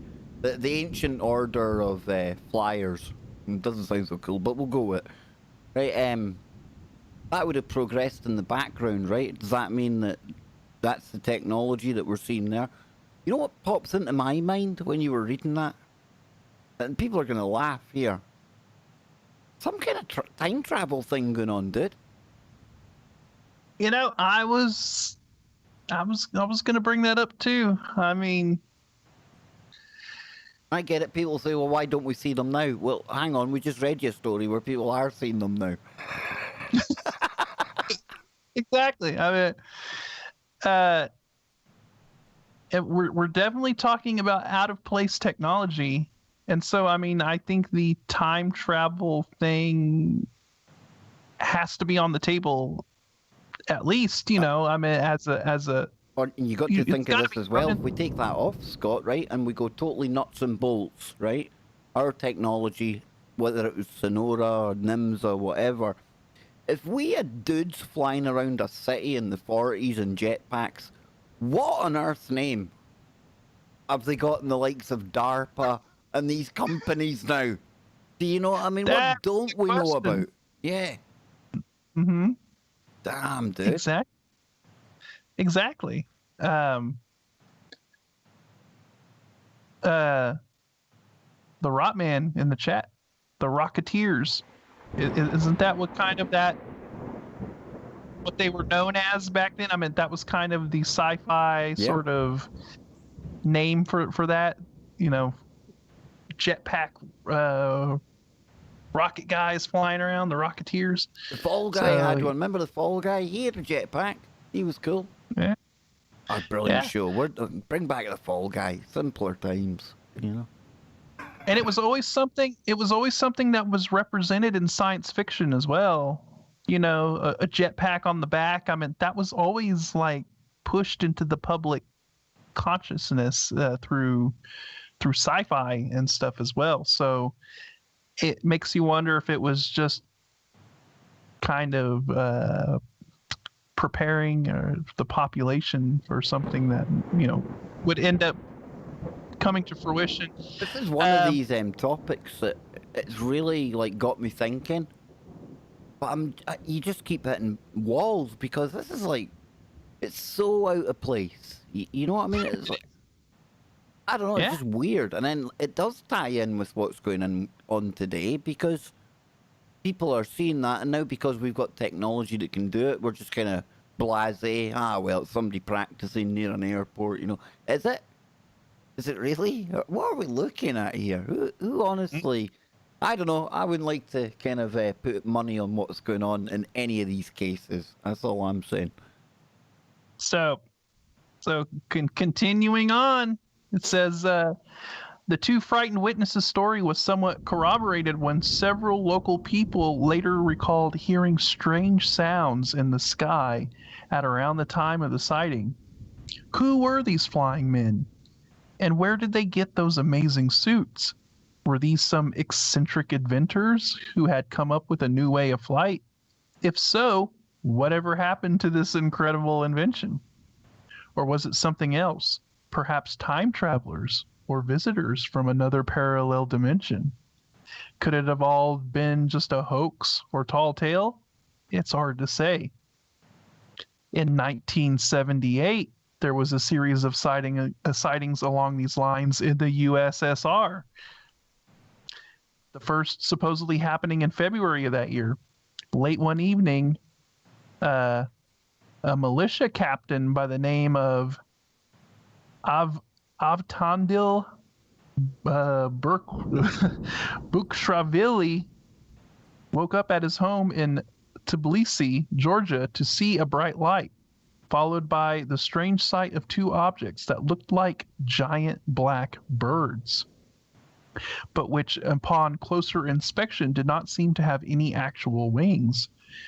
The two objects descended lower until they were close enough to see that they were indeed two humanoid beings in tight-fitting suits and helmets through which it could be seen that they had frog-like faces. What? Now hang on, right here. Frog-like faces. Yeah. Wow. It says the entities then produced a tablet and forced him to swallow it, after which they took off and flew into the distance while emitting a whirling sound. The witness then lost all memory, and the next thing he knew, he was in bed with a case of lost time. Whoa. This is getting bizarre, dude. This is getting crazy, man. In April of that same year, 14-year-old Valentin Valentinovich Gubsky. Big Gubsky. Gubsky, yeah. Was on vacation with his family and some friends in the Ryazan region of Russia. One foggy evening, he was out walking with his friends when the two boys allegedly saw a series of bright multicolored flashes, after which they heard a mechanical drone that seemed to be approaching their position from a nearby hill. Through the mist, they could the mists of Freaky Friday, not the mists of time. Aye. Our missed Well, Scotty. once I heard that it was a foggy evening, I knew it was about to go down, man. Mm-hmm. So yes, through the mist, they could see a shadowy figure coming towards them, about 20 meters up in the air, and it continued until it passed overhead, visible enough for them to make out that it looked like a flying man with his arms outstretched. The witnesses would describe the figure as wearing some sort of metallic, silvery suit with metal rings along its limbs and torso, as well as a belt-like contraption with what looked like, or with what looked to be a control panel embedded within it. Hey, at this point, if this is if this is genuine, what this guy's describing, there's only a handful of things we can be talking about here. We're talking either time travelers, or we're talking like real like alien stuff, or one of the most clever psyops that probably Russia has ever run. You know what I'm saying? You can take your pick from that three, really. Probably a lot more possible explanations, but it's only the three I'm giving people to think of right now, Scott, because the contraption on the belt, the metallic silvery suit, I mean, that sounds like something out of a disco in the 70s.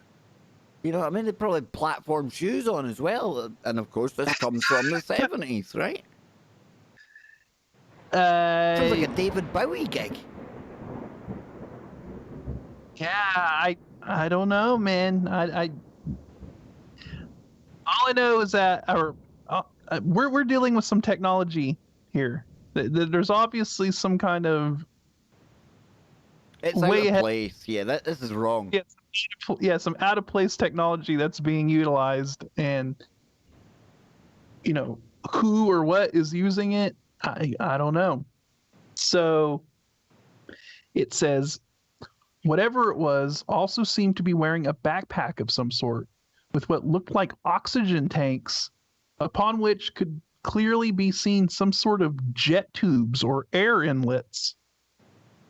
There were apparently no straps visible on what looked to be a jetpack of some sort, and the being also seemed to have some sort of membrane attached from its fingers to the belt. All right, I'm ruling out my psyop. I'm now ruling out. I'm ruling out the guys from the kind of KGB like false events division, whatever they call that in Russia. The whole membrane on the fingers and the belt. We're starting to approach my alien hypothesis, I think, Scott. Or are we talking about some sort of technological wingsuit to where, you open your arms up and it looks like there's a membrane? Yeah. You know those flying wing or those flying suit gliding suits or whatever? Like a bat when it extends its wings. Oh yeah, I get you, dude. Yeah, so they're wearing some kind of a flight suit, it seems like, or it is some kind of a flight suit. Yeah, and there's like that sketch right there that kind of gives you an idea of. So it said that they saw, what appeared to be some sort of a membrane attached from its fingers to the belt, which the boys guessed served as wings. Upon the strange creature's head was purportedly a helmet with what looked like a respirator. Whatever it was seemed to be heading towards the light seen previous to its arrival, leading the witnesses to believe that there had been some connection. For recent years, we come to 1989, when in October of that year, shop owner Yanis Klinaris and his wife were driving home one evening in Lardos, Rhodes Island, Greece. The wife looked out the window to notice a low-flying form that looked like a man dressed in all white and covered with hair. Whoa. Possessing wings where its arms should be, this would have been startling enough as it was, but mounted upon its back was some sort of device that seemed to be enabling it to fly. As it was not moving its wings at all, the bizarre apparition apparently looked directly at the witnesses before accelerating in the direction of the Sambika Mountains. Right, come on, dude. Yep. A big white hairy flying thing. With what appeared to be some no idea, man. I'm out. I'm lost. It's a cryptid with like some high-tech jetpack. What the hell are you dealing with? I don't know, man. Neither do I, dude. At this point, you know, this is when countries around the world, they need to drop all their differences, come together and have a conversation. Because if any of these pan out to be true, we've got a problem that we haven't identified, Scott. A big problem. And Tom DeLong, he can't solve it himself. I promise you he can't. Yeah, where's A-Tip? Come on, A-Tip. Yeah, you need to get on the ball. Don't worry, we'll get just the tip before we go. Don't worry. Don't worry, folks. I'm just going to give you the tip. It'll hurt me more than it hurts you, honestly. I know it will.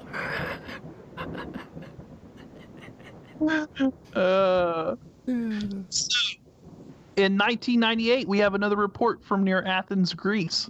This time on September 14th of that year, when two women were sitting out on a balcony around sunset. They would spy an object in the sky heading towards them, which they at first took to be a helicopter, but which was odd in that it emanated no sound. As it got closer, they could see that it was a humanoid being in an upright position, wearing what was described as an astronaut suit.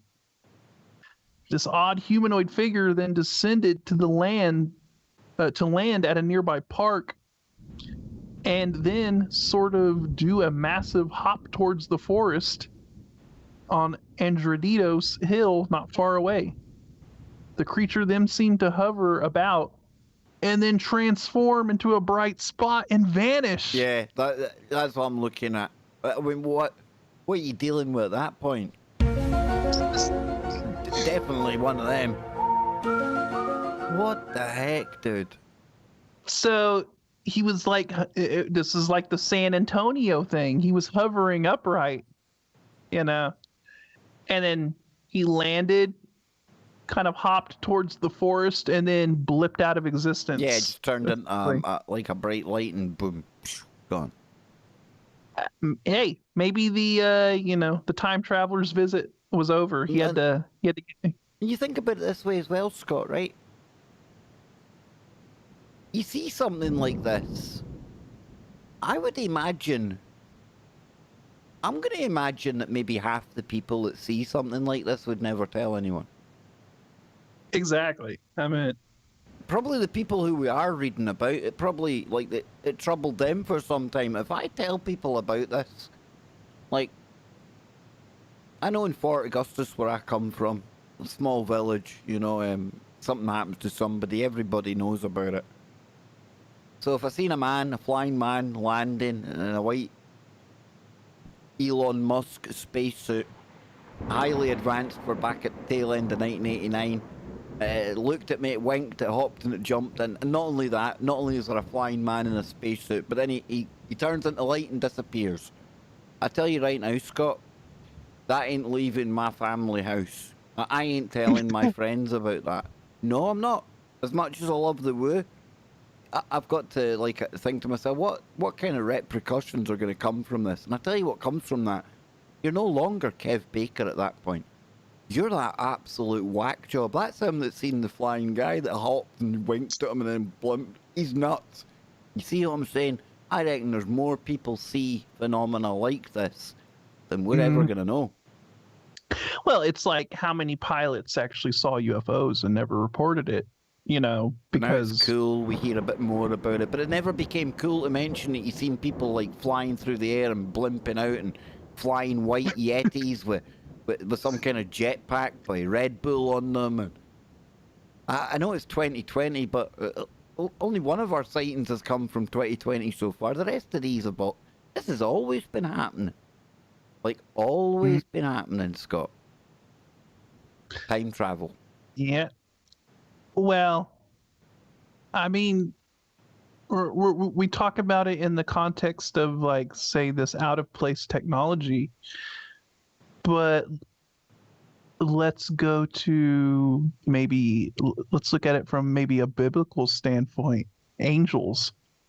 Well, there was one story where you mentioned the wings coming out of his shoulders. Right, it sounded like you're just.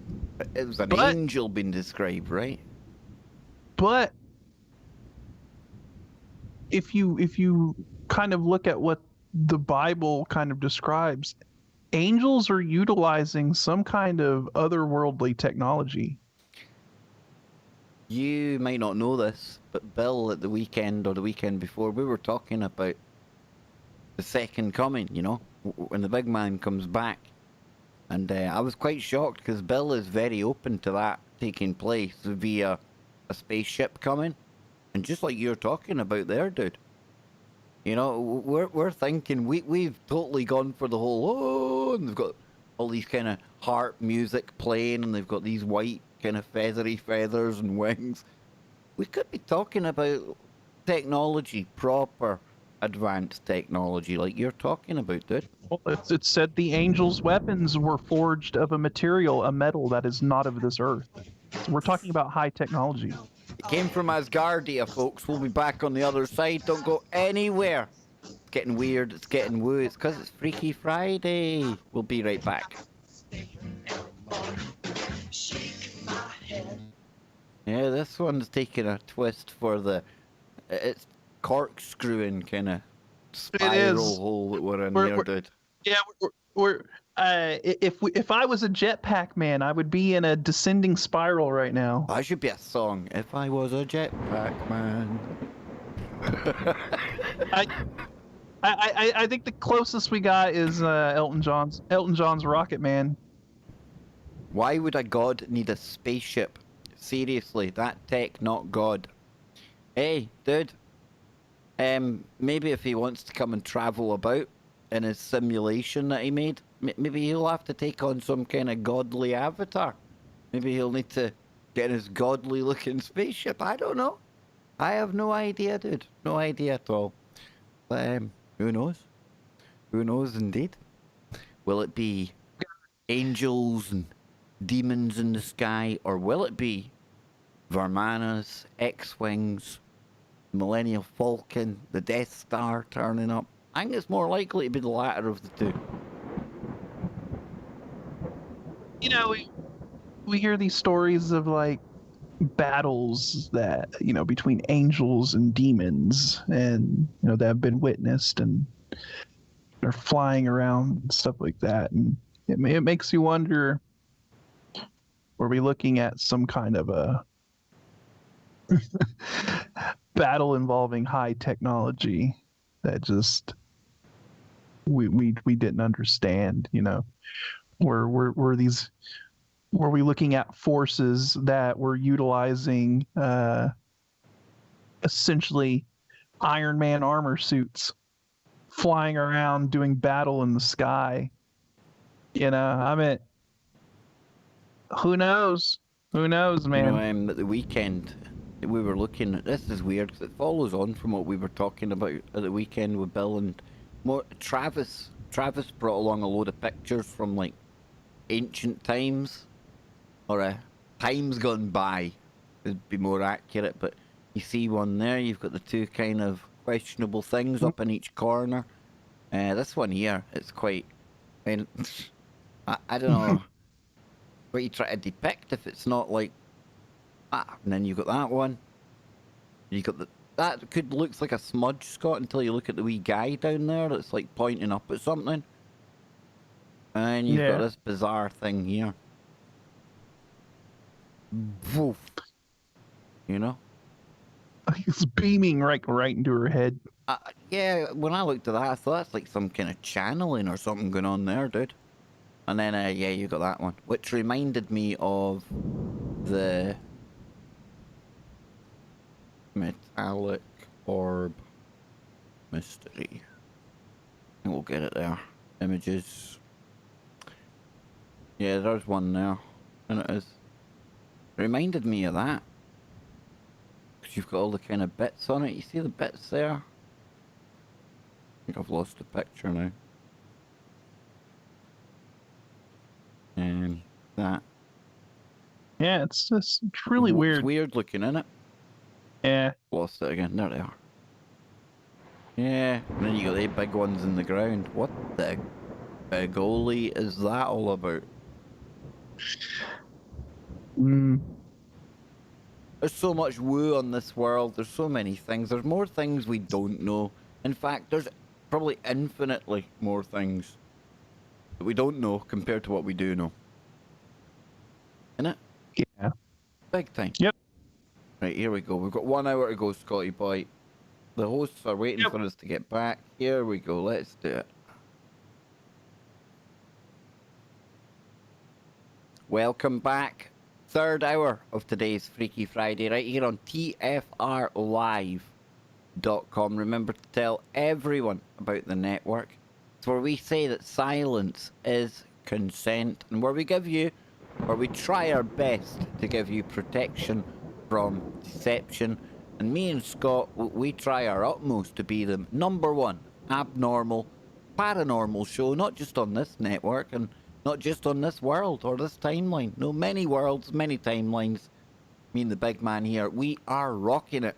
And tonight we're talking about something really weird. We started off with reports of potential jetpack users around LAX. And then Scott alerted us to the fact that it's not just happening there, it's happening elsewhere as well. So we expanded. We took a look at strange things in the sky. And Scotty, gonna come back to you because, damn, dude. This is definitely one of the Freaky Fridays where I don't think we ever get answers, right? But we've created a whole lot more questions tonight than we usually do. And, it does it ties into the humanoid stuff, the Mothman stuff, and all of that. And, Excuse me, we're we're kind of looking at it as from the aspect of strange out of place technology, but that whole cryptid element is kind of woven into it as well, because now we're like, some of these reports that we've been discussing, from this Mysterious Universe article, now we're like seeing some of these reports are like a strange hybrid of cryptid and out of place technology. And one, like the Russian guy who said that these creatures or these entities had like frog-like faces, but they were wearing some kind of a suit of some kind, or How about we've looked at this the wrong way? Especially those ones. Especially the ones with the tanks as well. Because the frog man, sounds almost like something that's come from out of the water. Could it be something that's come from inside the earth as opposed to outside of it? that's another possibility. I mean, we talk about a lot of the USO activity as well, and a lot of these UFOs that seem to land in the water or submerge themselves into the water. Are we talking about some kind of an inner Earth civilization that is utilizing some high technology that we don't understand? That's on the table as well. I think that's a definite possibility. If they have frog faces, or we're talking about some kind of a reptilian. I wanted to say race. it. I wanted to say it, but I always say it. Thank you for saying it. Absolutely. I'll be the one. I'll be the one to go there this time. Yeah, I mean, talking about a reptilian race utilizing some kind of a unknown tech, some kind of a high technology that we don't understand. Who knows? I mean, who knows, man? You brought up the Bible as well, dude. Bill, he talks about the UFOs that you could arguably talk about in their high technology. There's definitely weirdness in there that could be interpreted as technology. The Vermanas technology way back in the day. This ancient technology thing, you've really got me thinking about that, and whether it's been with us all the time. Whether there has been either a faction or some outside faction. Either way, there's been that technology's always been here, Scott. Somebody's been using it. Somebody's been utilizing it. Whether it's been the same people throughout time, whether it's been things from outside of our planet, I don't know. But it looks like any period, you could probably say that there's going to be flying things have been reported. Yeah, exactly. And if we talk about these pre-flood civilizations, Atlantis, what how far did they really go with their technology? I mean, I'm totally on board, and probably I believe that the Atlanteans probably had the ability to fly, not just being this underwater civilization that is kind of romanticized and portrayed, that Atlantis is Aquaman and all of this stuff. We're talking about a global empire, I guess you could say a global civilization that achieved high levels of technology, and they would had to have had achieved flight or knew how to fly, figured out how to fly. You can see hieroglyphs of helicopters in the pyramids. Right? I mean, you can, Yeah. So, I mean, yeah, I think the technology has always been here in some form. We talk about the stuff in the Mahabharata where people, there's these, it's depicting these stories of aerial battles taking place with what appears to be exotic energy weapons and lasers and nuclear warfare. And then you've got that we talked about this at the weekend, I think it's the painting that shows an air battle over Nuremberg, and this is like hundreds of years ago, and it's like flying scrolls, there's like big flying poles with lights in it and crosses in the sky, and it depicts some ancient, what looks like an air battle. I'm going to post this over in the chat room for our TFR Wookiees. Let's throw that in there. But you just don't know, Scott. We just don't know what has been going on at what time.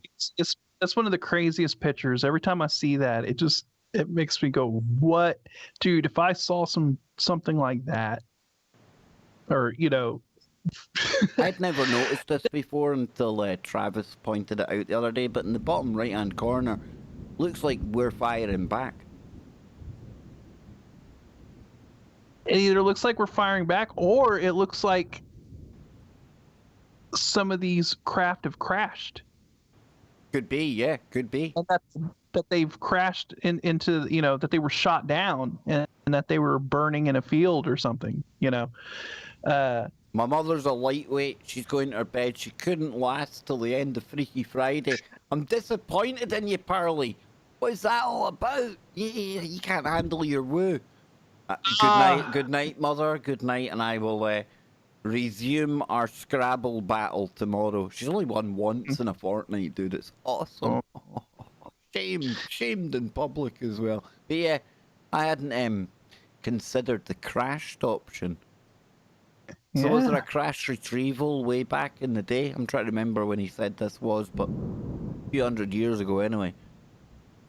Yeah, this was like back in the, I want to say like 1400s or something like that. 1500s? 15, yeah, 15, I think, yeah. Yeah. I don't know. I mean, that's the first thing that popped in my head when I saw that. It's like, it looks like downed craft burning in the field, It was some like huge Phoenix Lights at one point, or something. You joined them together. It's a Phoenix Light thing going on. But so Scott, I digress. I drag you away from your what is a really good breakdown of some of the various reports over the years, So I'm going to give it back to you, big man. All right. Well, we're coming into the final stretch of this article here, and we're now to some more recent sightings here in the 2000s, and so it says finally. A particularly bizarre report occurred on February 14th of 2004 when an Ana Luisa Cid and two others witnessed a decidedly unearthly sighting above Mexico City. They saw in the sky a rather strange object that at first looked to be some sort of mechanical vibrating machine on top, under which dangled what looked like a large black humanoid shape, the whole of which seemed to be hovering in the same position. To make matters more bizarre, a smaller object was allegedly seen to drift up from below to merge with the larger figure, after which it detached from the upper structure and revealed itself to be what appeared to be some sort of humanoid wearing a cloak or a cape of some. No, it's Superman. He's got a cape on. Come on. So, whoa. Looked Okay. like does that say it looked like a winged beast of some kind? Yeah. So let's see. So after this sort of weird metamorphosis, I guess you could say, after it merged with another object that flew up from below it. Okay, so it revealed itself to be what appeared to be some sort of humanoid wearing a cloak or a cape of some sort, while the thing above it now in fact looked like a living winged beast of some kind. It is then reported that the smaller object broke off from the cloaked creature to fly off, after which the cloaked one reattached to the winged monster and the whole surreal thing took off out of sight. What in the world was this thing? Whatever it is, what has come to be known as the entity reunion in the sky remains one of the strangest sightings ever to take place in the Mexican skies. It says in 2004, yet another video of these things emerged from near Cerro de la Silla, which showed a dark object with a humanoid form floating through the air at great speed while hunched over. The video, of course, is generated. I remember this one, dude. It looks like it's man. Yeah, that's the one that kind of looks like it's got like a pointy witch hat, and it's kind of crunched. Kind of like it's like it's legs on some kind of really super duper technologically advanced broomstick. Yeah, very very strange. Yep. So the video, of course, has generated a whole bunch of debate as to what it could be, with many saying that it is merely a cluster of balloons or some garbage blowing through the air. Oh, okay. The next year, on June 17, 2005, witness Horatio Riquet would also film a flying humanoid in a seated position atop some type of device over Mexico City. Riquet was out with his sister at Unidad Habitacional Lomas de la Platero in the middle of the afternoon on a clear day, when they both saw a tall humanoid figure cruising through the air and leering at them menacingly. In this case, the figure seemed to be perched atop some sort of gravity-defying vehicle that emitted a strange red glow, with its legs dangling underneath. Bizarre, to say the least. Just a bit. Just a bit. What are we looking at in accounts such as we have explored here? Are these aliens, mad scientists, or something else? How have they been able to perfect this flying technology to such a degree, even in eras when that would be unthinkable? What do they want and where did they go? There are no answers here. We are in the uncharted domain of the truly bizarre. And the only thing to do with such reports is shrug our shoulders, ponder, and wait for answers that may never come. Yeah, it's just like you said, Kev. I mean, this whole topic, this whole realm is like, It's crazy. There's a lot of stuff about humanoids on there, man. The bizarre humanoids of Mexico, weird winged wonders. There's all sorts. You know, while you were talking there, I was something came into mind, Scott. I watched it just recently on Ancient Aliens, and it was talking about this picture here now, Pacal. Now, I'm not sure if this is. I think it's Aztec. It might or Maya. One of the two, anyway. Right?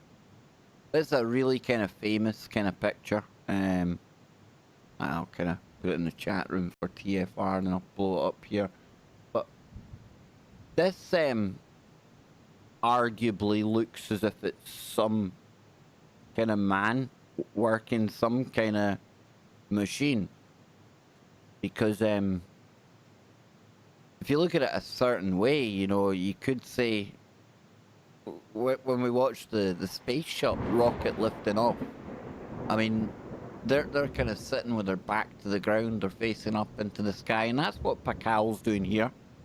And it looks like, and it's maybe it's confirmation bias after you've been told, but it looks like there's something up his nose that could be providing some kind of oxygen there. You've got pedals, kind of where the feet are. This looks like some kind of machine, dude. Long story short, I mean, it was Eric von Donigan, I think, was the one that really kind of decoded this, or put out that this could be some kind of flying machine. And if it was, you're talking about way back in the day, Scotty boy. Is it Mayan or is it Aztec? I'm gonna have to check. It's That's it. I think it's Mayan. Yeah, it looks like it. Pre-Columbian Mesoamerican chronology. Reign of 68 years, the fifth longest verified regnal period of any sovereign monarch in history, the longest in world history for more than a millennium. Pacal was responsible for the construction or extension of some of Palenque's most notable surviving inscriptions and monumental architecture. Pacal is perhaps best known in popular culture for his depiction on the carved lid of his sarcophagus, which has been the subject of, yes, ready folks, pseudo-archaeological speculation. So to speculate means it's pseudoscience, you know? Yeah. Yeah. No, I mean, you look at the picture. I mean, by all accounts, it does seem. It Mayan, looks like. Yeah, it looks like he is surrounded by some kind of mechanical stuff. You know, I mean, it looks like he's working a machine of some kind, and that he's you know, that's all I can really take away. Yeah, I mean, even if somebody didn't say to you, if you were just to look at that in great detail, you would definitely notice something's up his nose. You would certainly say this isn't some like king sitting on his throne. It's a weird looking throne, and then you start to see that his feet are doing things. Oh, hang on a minute, what's going on here? And you got that central pillar, but you know what's going on there? Yeah, he's operating a machine of some kind. Yeah. I mean, is what is the first thing that kind of comes to mind is he's piloting something or controlling something. Such good woo, Scott. Such good woo. Yes, indeedy. Dang it, Patal! What are you doing near LAX? Exactly, Pakal. You need to get south of the border, dude. You don't want to be landing up in LA right any time about now. But, Scott, when you look at the kind of pyramids and things in South America, we often talk about the pyramids in Egypt. Let's kind of move locale for once. What do you think? Temples or I've seen some people saying that some of them are constructed like almost like airports in some cases.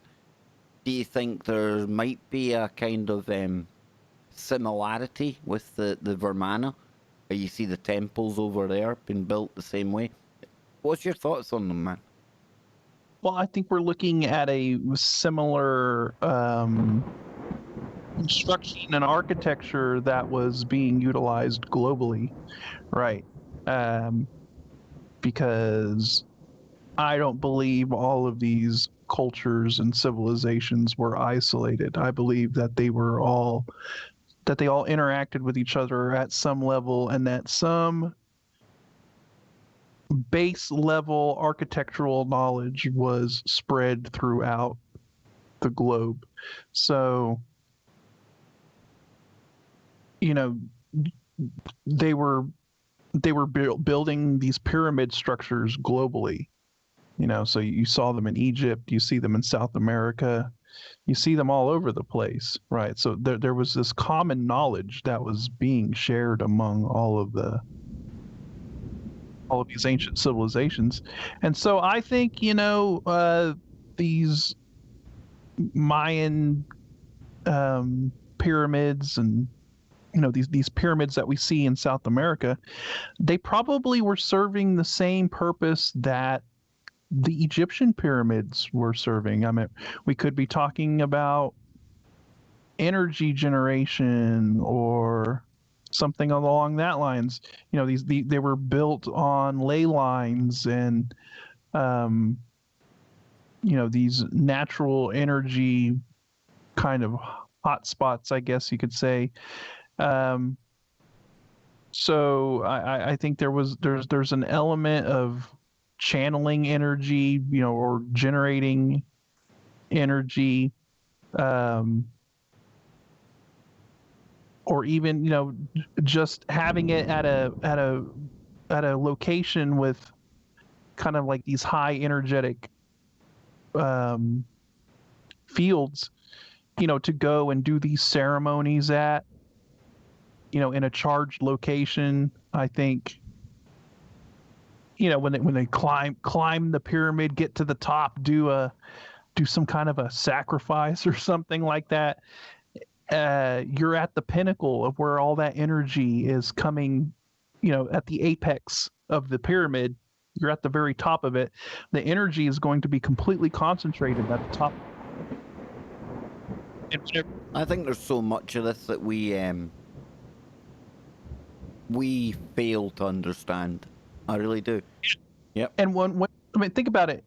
If you're at the top of that pyramid, right, and all of that energy is flowing from the bottom of the pyramid and moving up to the very top, and it's hitting the apex, and it's all concentrated in that one location, and then you get like the high priests up there focusing their intent and focusing and doing rituals up there where all of that energy is concentrated. I think, that they were able to probably do things that we just we can't even comprehend right now by focusing that energy and harnessing. Yeah, I think it was plugged into the conscious superhighway, dude. The original internet. And then think about the energetic factors that would come into play if you're, say, okay, up there at the apex, all that energy, and then you have a solar eclipse coming in, and then you're talking about the celestial and the sort of cosmic things that we don't even take into account today, dude. Yeah. I mean, who really? I mean, even if we're aware of the equinoxes when we wake up that day, who really gives a toss about what way their house is facing or something? What way they happen to be facing if some of these energies are coming in. But yeah, It looks like it's a very, very high tech science, that we don't even play with. Think about it. So during a solar eclipse, the moon is literally blocking the sun. The moon is blocking basically all of the particles or whatever is being aimed at that charged particles, man. Yep. Particles.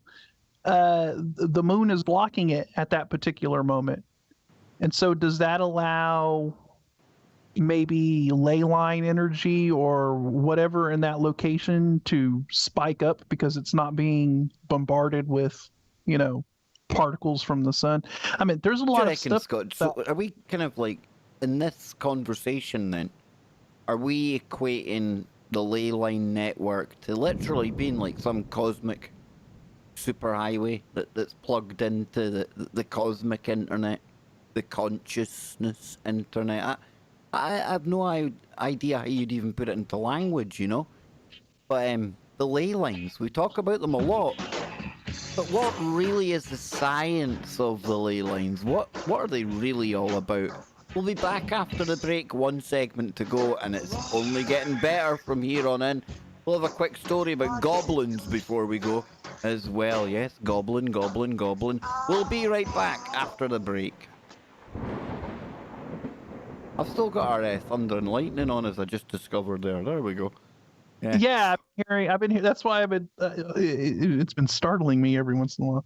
Damn. Now, Zoe in the chat room, most pyramids are on ley lines, and yeah, Scott was talking ley lines. I seen you talking ley lines, and it got me thinking. I mean, what is it? Is there something to this? I mean, is there something that we already don't really understand them, Scott? Right? We know there's like energetic flows and things like that, but what truly, I mean, what information is passing through them? Yeah, I mean, are we talking about the like? I mean, this is where we got to get into like the ether and the Akashic records and stuff like that, and like I said, the tops of these pyramids are a pinnacle and an apex of energy flow, and that's why they climbed the pyramid and got went to the top to do these rituals of that time, the ones that would have been coming forward with the new ideas. Where the hell did they get them from? Yeah. Exactly. And then like I said, then they were like, okay, let's see where we can maximize this energetic flow, right? Okay. Coffee. Okay. So they would probably be thinking, okay, at what times can we do these rituals where the energetic flow is maximized? And well, you've got your equinoxes, you've got your solar eclipses, which like I said, I think the sun or the moon moving in front of the sun, that alignment has there was some kind of a huge energetic effect by that. So they would go and do those rituals at that time. But they understood a lot, they understood this stuff. They understood energy flow and how to harness it, the natural flow of energy of the earth. They tapped into these ley lines, and it's just I think it's something that has been occulted away from us. I don't want to say we forgot about it. There's there's a group out there that knows about this stuff. But there we go. Yes, welcome back, Mr. Baker. I knew you were going to entertain the audience. Did you enjoy the disco last night, Scott? I forgot to ask. Yes, it's fun in there, man. Yeah, we'll talk about that. Let's I was glad to see you having a good time, man. It was good fun. It was good just seeing you in there having a good time. It was awesome, dude. Where are we? Still a few seconds yet, but I want to thank everyone for being here. You know, myself and Scott, we appreciate it so, so much. Big shout out to Marty and the Gherkins. Big, huge thank you to both of you. And here we go. One last segment to go. I can guarantee it's going to get really weird here. I can guarantee it. Goblins. Yes. Goblins, Scott. Welcome back, ladies and gentlemen. It is 2:30 a.m. right here in the UK, and that means we're rapidly approaching that time of night. 3 a.m. That's when things get really, really woo, right? Well, if you're over here in the UK, that's when Brent Thomas will open up his paranormal portal, and he will absolutely turn up the woo factor right here on tfrlive.com. So don't go anywhere. And I've had a great time tonight, Scott. Great shout on the topics. We were both looking at the similar kind of humanoid stories to begin with, right? But before we go anywhere, how did you enjoy your KBS Discord disco experience last night? It was extremely entertaining and it was fun. I dropped a few tracks in there that may have shooken up the music playlist in there. I think I needed to kind of make a splash. And Well, I did complain the other night. I wasn't complaining. I was having a laugh. I was saying it sounded like the Blue Oyster Bar at one point. Last night didn't sound like the Blue Oyster Bar. I don't think that kind of playlist exists at the Blue Oyster Bar. So, yeah. I got to a point where it's like maybe we should just call this schizo radio. Because boy, we were going from Pat Benatar to death metal. That was pretty interesting. People, you probably think, what are they talking about? Discord. If you haven't tried Discord yet, I bet you most of your favourite YouTubers, most of your favourite radio shows, they've probably got a Discord server. Seems to be the done thing nowadays. I still don't know my way about there, but we have one. And if you want to get into the Disco, just email me, or if you see me on YouTube, I sometimes give out a link. But we usually just shove on tunes, because usually it's a heavy show after I've spoke about anything. So you need a bit of kind of winding down time, Scotty boy. But yeah, it was great to see you over there last night, man. It was a good buzz. But I want to get back into this, right? Ley lines.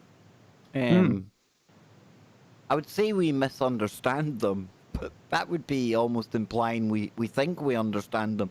I don't think anybody truly claims to know, like definitively, what all these ley lines are about. Yeah, get it, energy, you get things built in lines, you get parallels. But what could there could be so much more going on, dude, that ties in with the pyramids and everything else that we usually talk about on here. I just think it's like a conduit. I think it's like a conduit of, of energetic flow that obviously these ancient cultures and ancient people understood how to harness it. And I was telling the chat during the break that it's not that we've forgotten it, it's that it's been occulted away from us, because there are people out there who understand that this stuff, that there's power in this stuff, and they just don't want the rest of us to know about it and understand how to harness it, right? So it's just part of that occulted knowledge that's hidden from us. And like I said, I think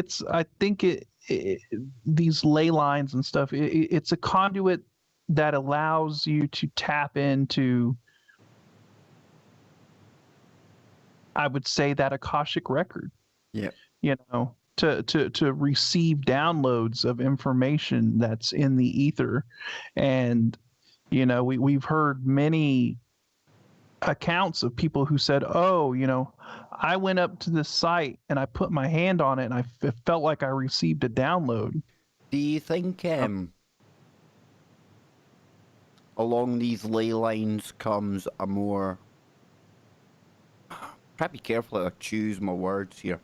A more porous veil between our world and others? Oh, no doubt. I think we're dealing with, when you talk about this conduit of energy, these energetic locations, you're talking about, well, it goes into like areas of basically natural portals that are kind of located, stargates, if you will. These are areas, like you said, where the veil is thinned or even opened up. So it could be explain why you get your bigger kind of cathedrals built along there as well. The veil between our world and other worlds thinner. Yeah. You add in a bit of chanting. You fire up that ley line. You have people having, whoa, I'm having a religious experience here. It's like I had things talking to me in my head. You did. You did. You just did. Because you were having, you want to call it religious, you were having a cosmic experience. Maybe that, almost like cosmic super highways. And if you know what you're tapping into, and like any other energetic source, if you know how to manipulate it, you'd probably use it for X, Y, and Z. It ties in with your ether, everything else that you're talking about. Possibly, Scott. Possibly, because how would we know? Yeah, and I think that this is something that Nikola Tesla understood. When it comes to his trying to tap into that unlimited energy source to kind of free humanity.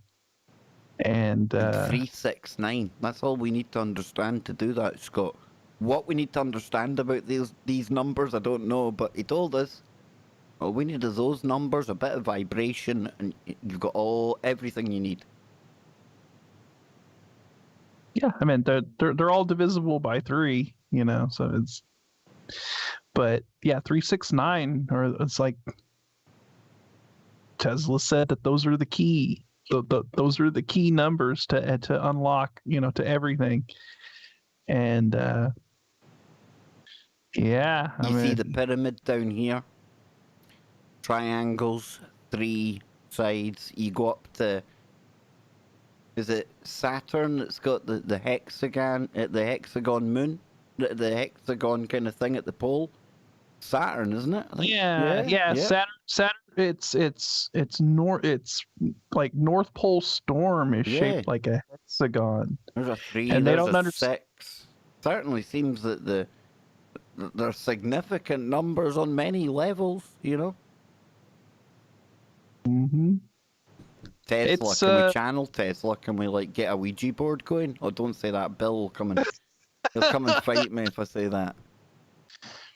You have like the archetype of the Holy Trinity, right? That's 3, the number 3. It's very important. Big shout out to Zoe listening into the show. Uncle, who was born in 1896 in Yugoslavia, guess who he knew? The aforementioned Nikola. Oh, damn! Now that's a claim to fame, Zoe. I tell you, hats off, kudos. Wow. The degrees of separation just came down that much. Yeah, I love this show, man. Now Kev's gonna be walking around like, I know somebody who knew somebody who knew. Yeah, I know I got Geordie Rose to come on, but even I can't get Nikola Tesla. Not Even with my chronovisor. But ley lines. Let's take a little look at the ley lines, shall we? We won't need to read all of this, but it comes from Live Science, so it's like mainstream-ish. The lore and the lure of the ley lines. Aha. Highlands has got a big kind of convergence of ley lines, go figure. Paranormal as heck.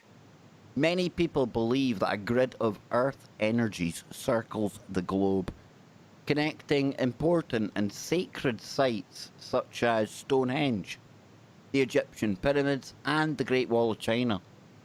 Now, if you plot these and other sites on a map, a curious thing becomes apparent. Many of them can be connected by straight lines. Were these monuments and sacred sites specifically built at those locations by ancient people with lost knowledge of unknown Earth energies, unknown to us, especially strong along these ley lines? So, pretty much, it's pretty much saying what we've been talking about. I'll just answer that question before Live Science decides to poo-poo ley lines. I think we might be all right here, dude. I think we might be all right. We'll see. Yeah, I've had a good experience with them. I don't have any traumatic, like, final paragraphs where the pseudoscience made the last minute or something. So it says, people have often found special significance in the unusual landmarks and geological features surrounding them. High mountain peaks and majestic valleys may be viewed as sacred, for example, while deep, dark caves are often been considered, or have often been considered, the domain of the underworld. Now, the same is true for roads.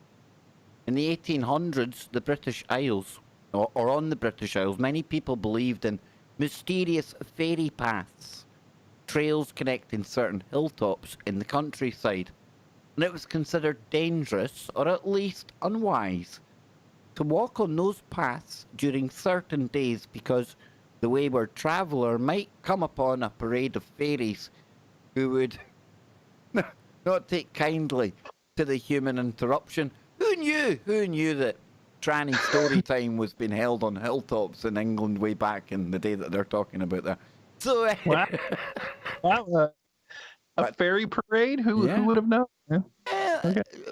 I would say probably this writer might have to go to a woke re-education camp. You don't be using like phrases like that no more. You know? No. Philip Carr Gom and Richard Haygate describe the origin of ley lines in their book, Book of English Magic. Now, Alfred Watkins, a landscape photographer from Herefordshire, noticed that ancient sites seemed to be aligned with others nearby. His idea was that our ancestors built and used prominent features in the landscape as navigation points. Did they? These features included prehistoric standing stones and stone circles, barrows and mounds, hill forts and earthworks, ancient moats, old pre-Reformation churches, old crossroads and fords, prominent hilltops, and fragments of old straight tracks. So Watkins went on to suggest that the lines connecting these ancient sites represented old trackways or routes that were followed in prehistoric times for the purpose of trade or religious rites. And in 1921, he coined the term ley lines to describe these alignments. Now, he might have coined the term, Scott, but I don't think that was like new information. He was just putting a new name on something that was well known and well forgotten. So Watkins himself did not believe that there was any magical or mystical significance to ley lines.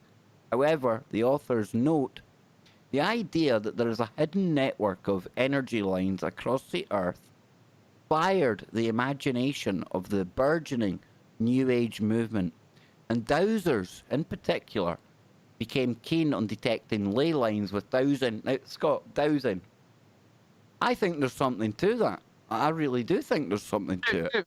Yeah. Yeah, I think there's something to the dowsing. I think that when you're doing that, though, you're you're picking up on energies and frequencies, and it's causing those dowsing rods to move, much like a magnetic field will cause a compass to move. You know, Oak Island, we both like that, right? And the new series, Lucky 13, that's going to be starting soon. I'll never forget one of the stories in the book when you read about it, and it's Dan Heskey. You know, the old guy that's still there. He's been there forever. But he got asked to douse one time by the person he was working for there. And he wasn't the same again after that. You know, he said that what happened was he actually ended up getting committed to the local kind of mental hospital for a number of weeks. But what he said, he said he like communicated with something, Scott. It was like a communication, and what they were doing, they were using it on Oak Island to try and find where to go, right? Like where to dig next. But Dan Heskey, if you read the book, and anyone who's read the book will know exactly what I'm talking about here.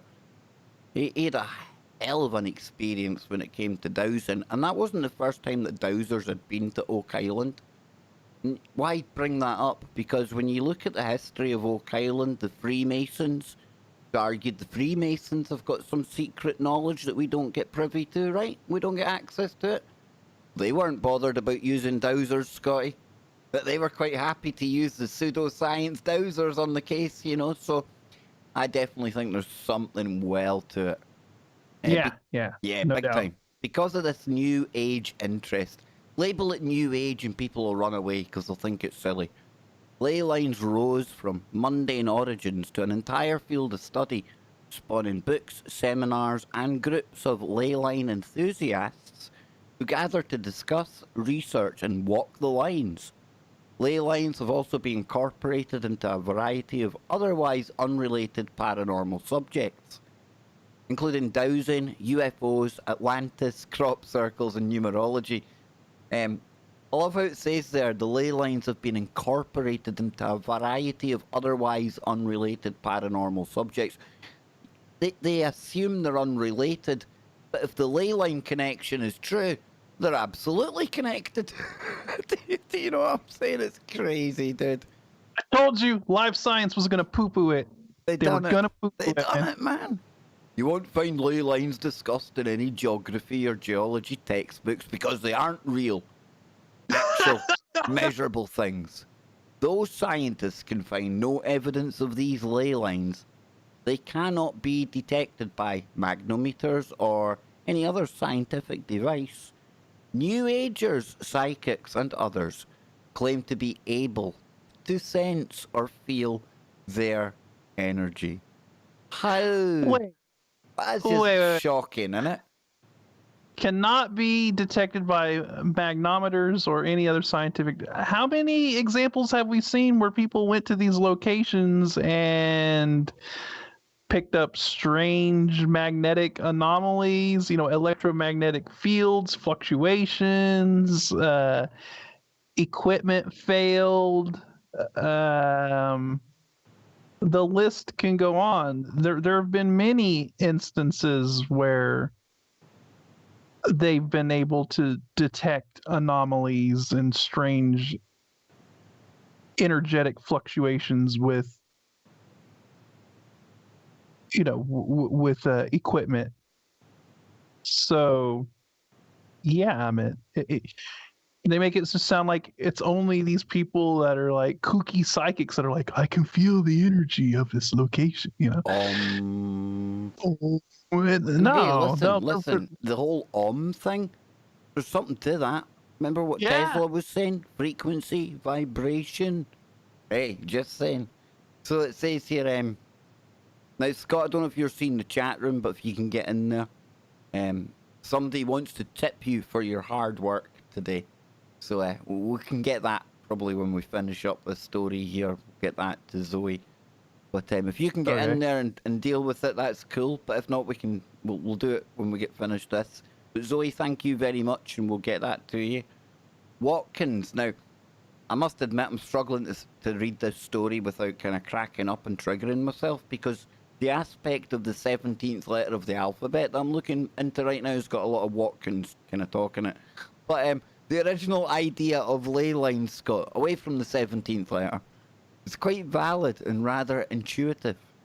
Archaeologists have long known that, on a local and regional scale, roads tend to be built in more or less straight lines, geography allowing, and since a line is the shortest distance between 2 points, it makes sense that important sites in a given culture would often be aligned, not randomly placed. It says ley line experts cannot agree on which sacred sites should be included as data points. Some internationally known ancient sites are obvious choices, such as England's Stonehenge, the Great Pyramids in Egypt. We've got Peru's Machu Picchu, the Australia's Ayers Rock. We could do a whole show about Ayers Rock and what, like, the Aboriginal myth about that thing all is. Dude, Ayers Rock is crazy just because that thing is completely out of place. Uh-huh. Like, super out of place. Like, it's just... And all around it looks like it's been absolutely shockwave. Telling you, dude. Yeah. There's much woo around Ayers Rock. We love Australia here. Big shout out to Australia. Huge shout out. Love everyone here, but in particular Australians. I don't know why. So, it says here, where did we get to? Ayers Rock. On a regional and local level, it's anyone's game. How big a hill counts as an important hill? Which wells are old enough or important enough? By selectively choosing your data points to include or omit, a person can come up with any pattern he or she wishes to find. Now, I can't argue with that, but it doesn't necessarily mean that the pattern doesn't exist. So, with literally tens of thousands of potential data points around the globe, it's little wonder that ley lines can be found everywhere. Possible points include castles, or even places with castle in the place name, moats, churches, ancient mounds, ancient stones, wells, crossroads, special groups of trees, and so on. Indeed, there are so many potential points that by chance alone connecting them will form many straight lines, and I am ditching it. Live science. They're trying to convince me, Scott. They're not happy that I'm open-minded. They don't like open-mindedness. They're convincing me. Well, they're not really. Yeah, Live Science. That was poo-poo. That was a poo-poo article. Live Science. But of course I'm in. That's okay. That's fine. That's fine. That's all right. We're almost at the end of our journey, Scott. So, to summarise quickly, what's going on at the airports with the strange things that are flying about? The pilots are going, hang on, Jeff, we've got like Billy flying about at 3,000 feet. What's happening? You know, I don't know. This is a mystery. This is because really, I mean, I don't see anybody testing some kind of a jetpack in a No, not near an airport. Not near an airport. That's way too dangerous and too stupid. You know, I mean, why would they go through the trouble of doing that? And face the potential legal consequences of doing that, because that's highly dangerous, or that's highly dangerous and highly illegal. When they could have just went out into some, like I said, out in the desert of California and had all the fun that they wanted with their jetpacks or whatever. So I don't know. It's a mystery, Mr. Baker.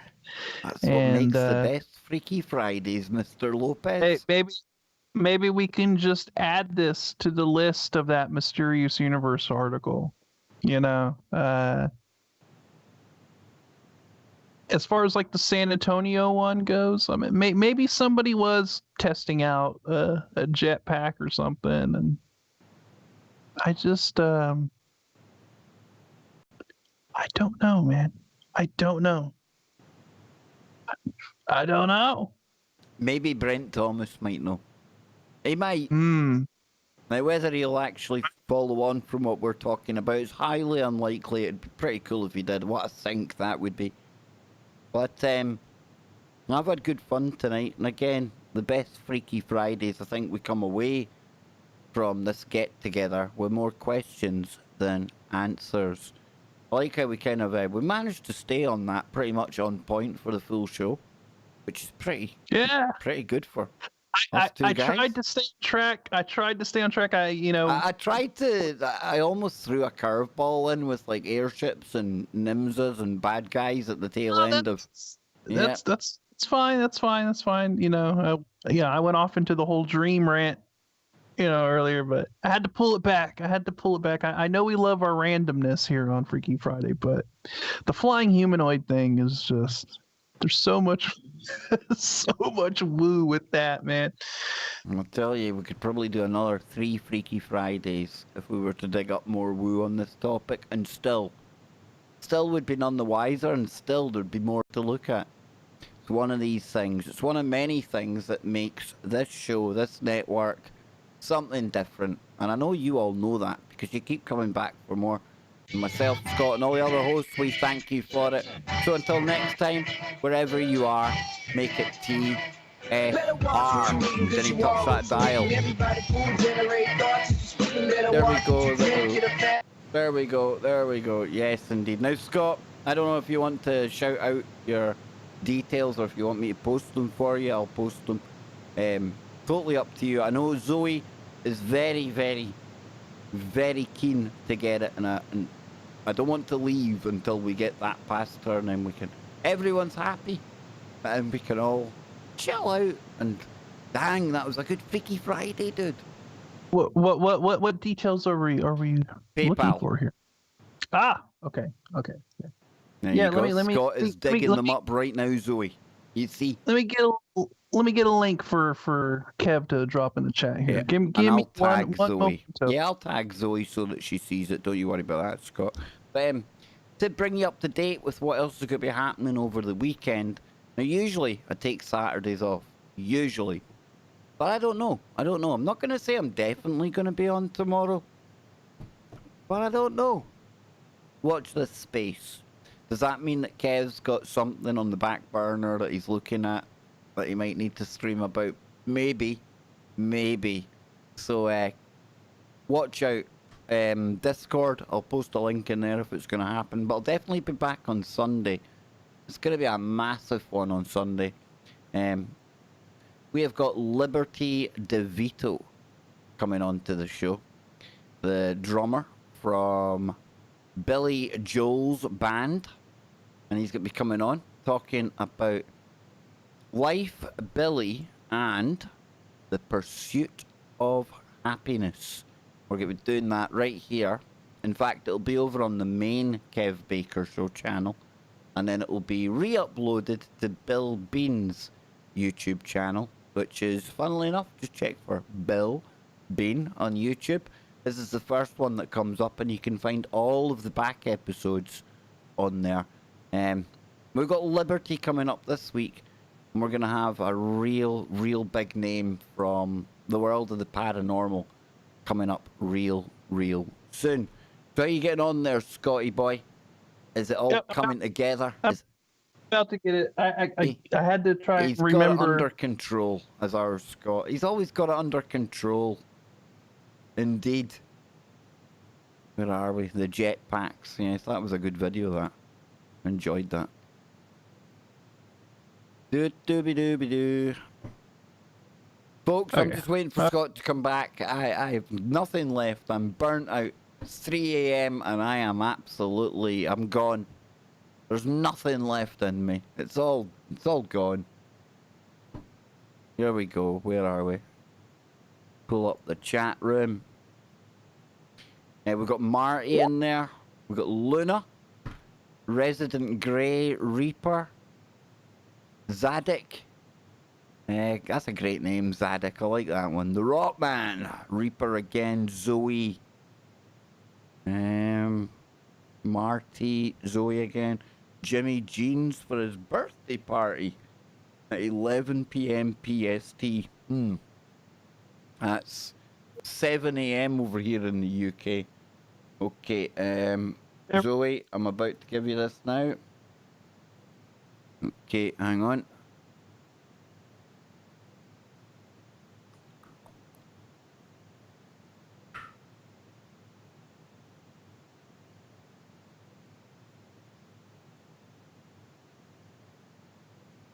Is what Scott's PayPal? I haven't posted anything yet, Zoe. Hold on, Zoe. Hold It's on. coming. Hold on. There we go. That's it. There we go. That came out all wrong. Actually, posted it twice. At Zoe. Hold on. Yeah. Hold on, Zoe. We got it coming. Hang on. Uh, That's it is now. that? Yeah, that's it now. I don't know. Maybe. No, Click it it and is. see. It is. Is it? It won't go to it there because it'll open up a new one. Hang on. People seen my details, man.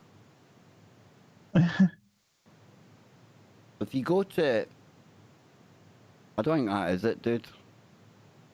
I know. Hold on. Let me put another. Because you don't want to get it wrong, man.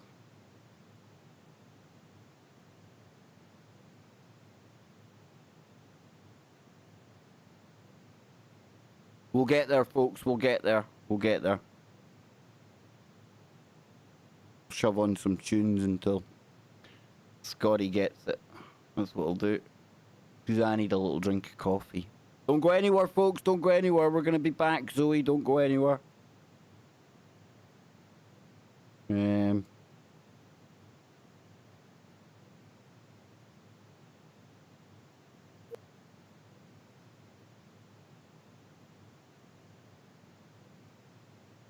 Okay. Here we go, Zoe. Here we go. Hang on. Oh. Yeah, that's the page you want.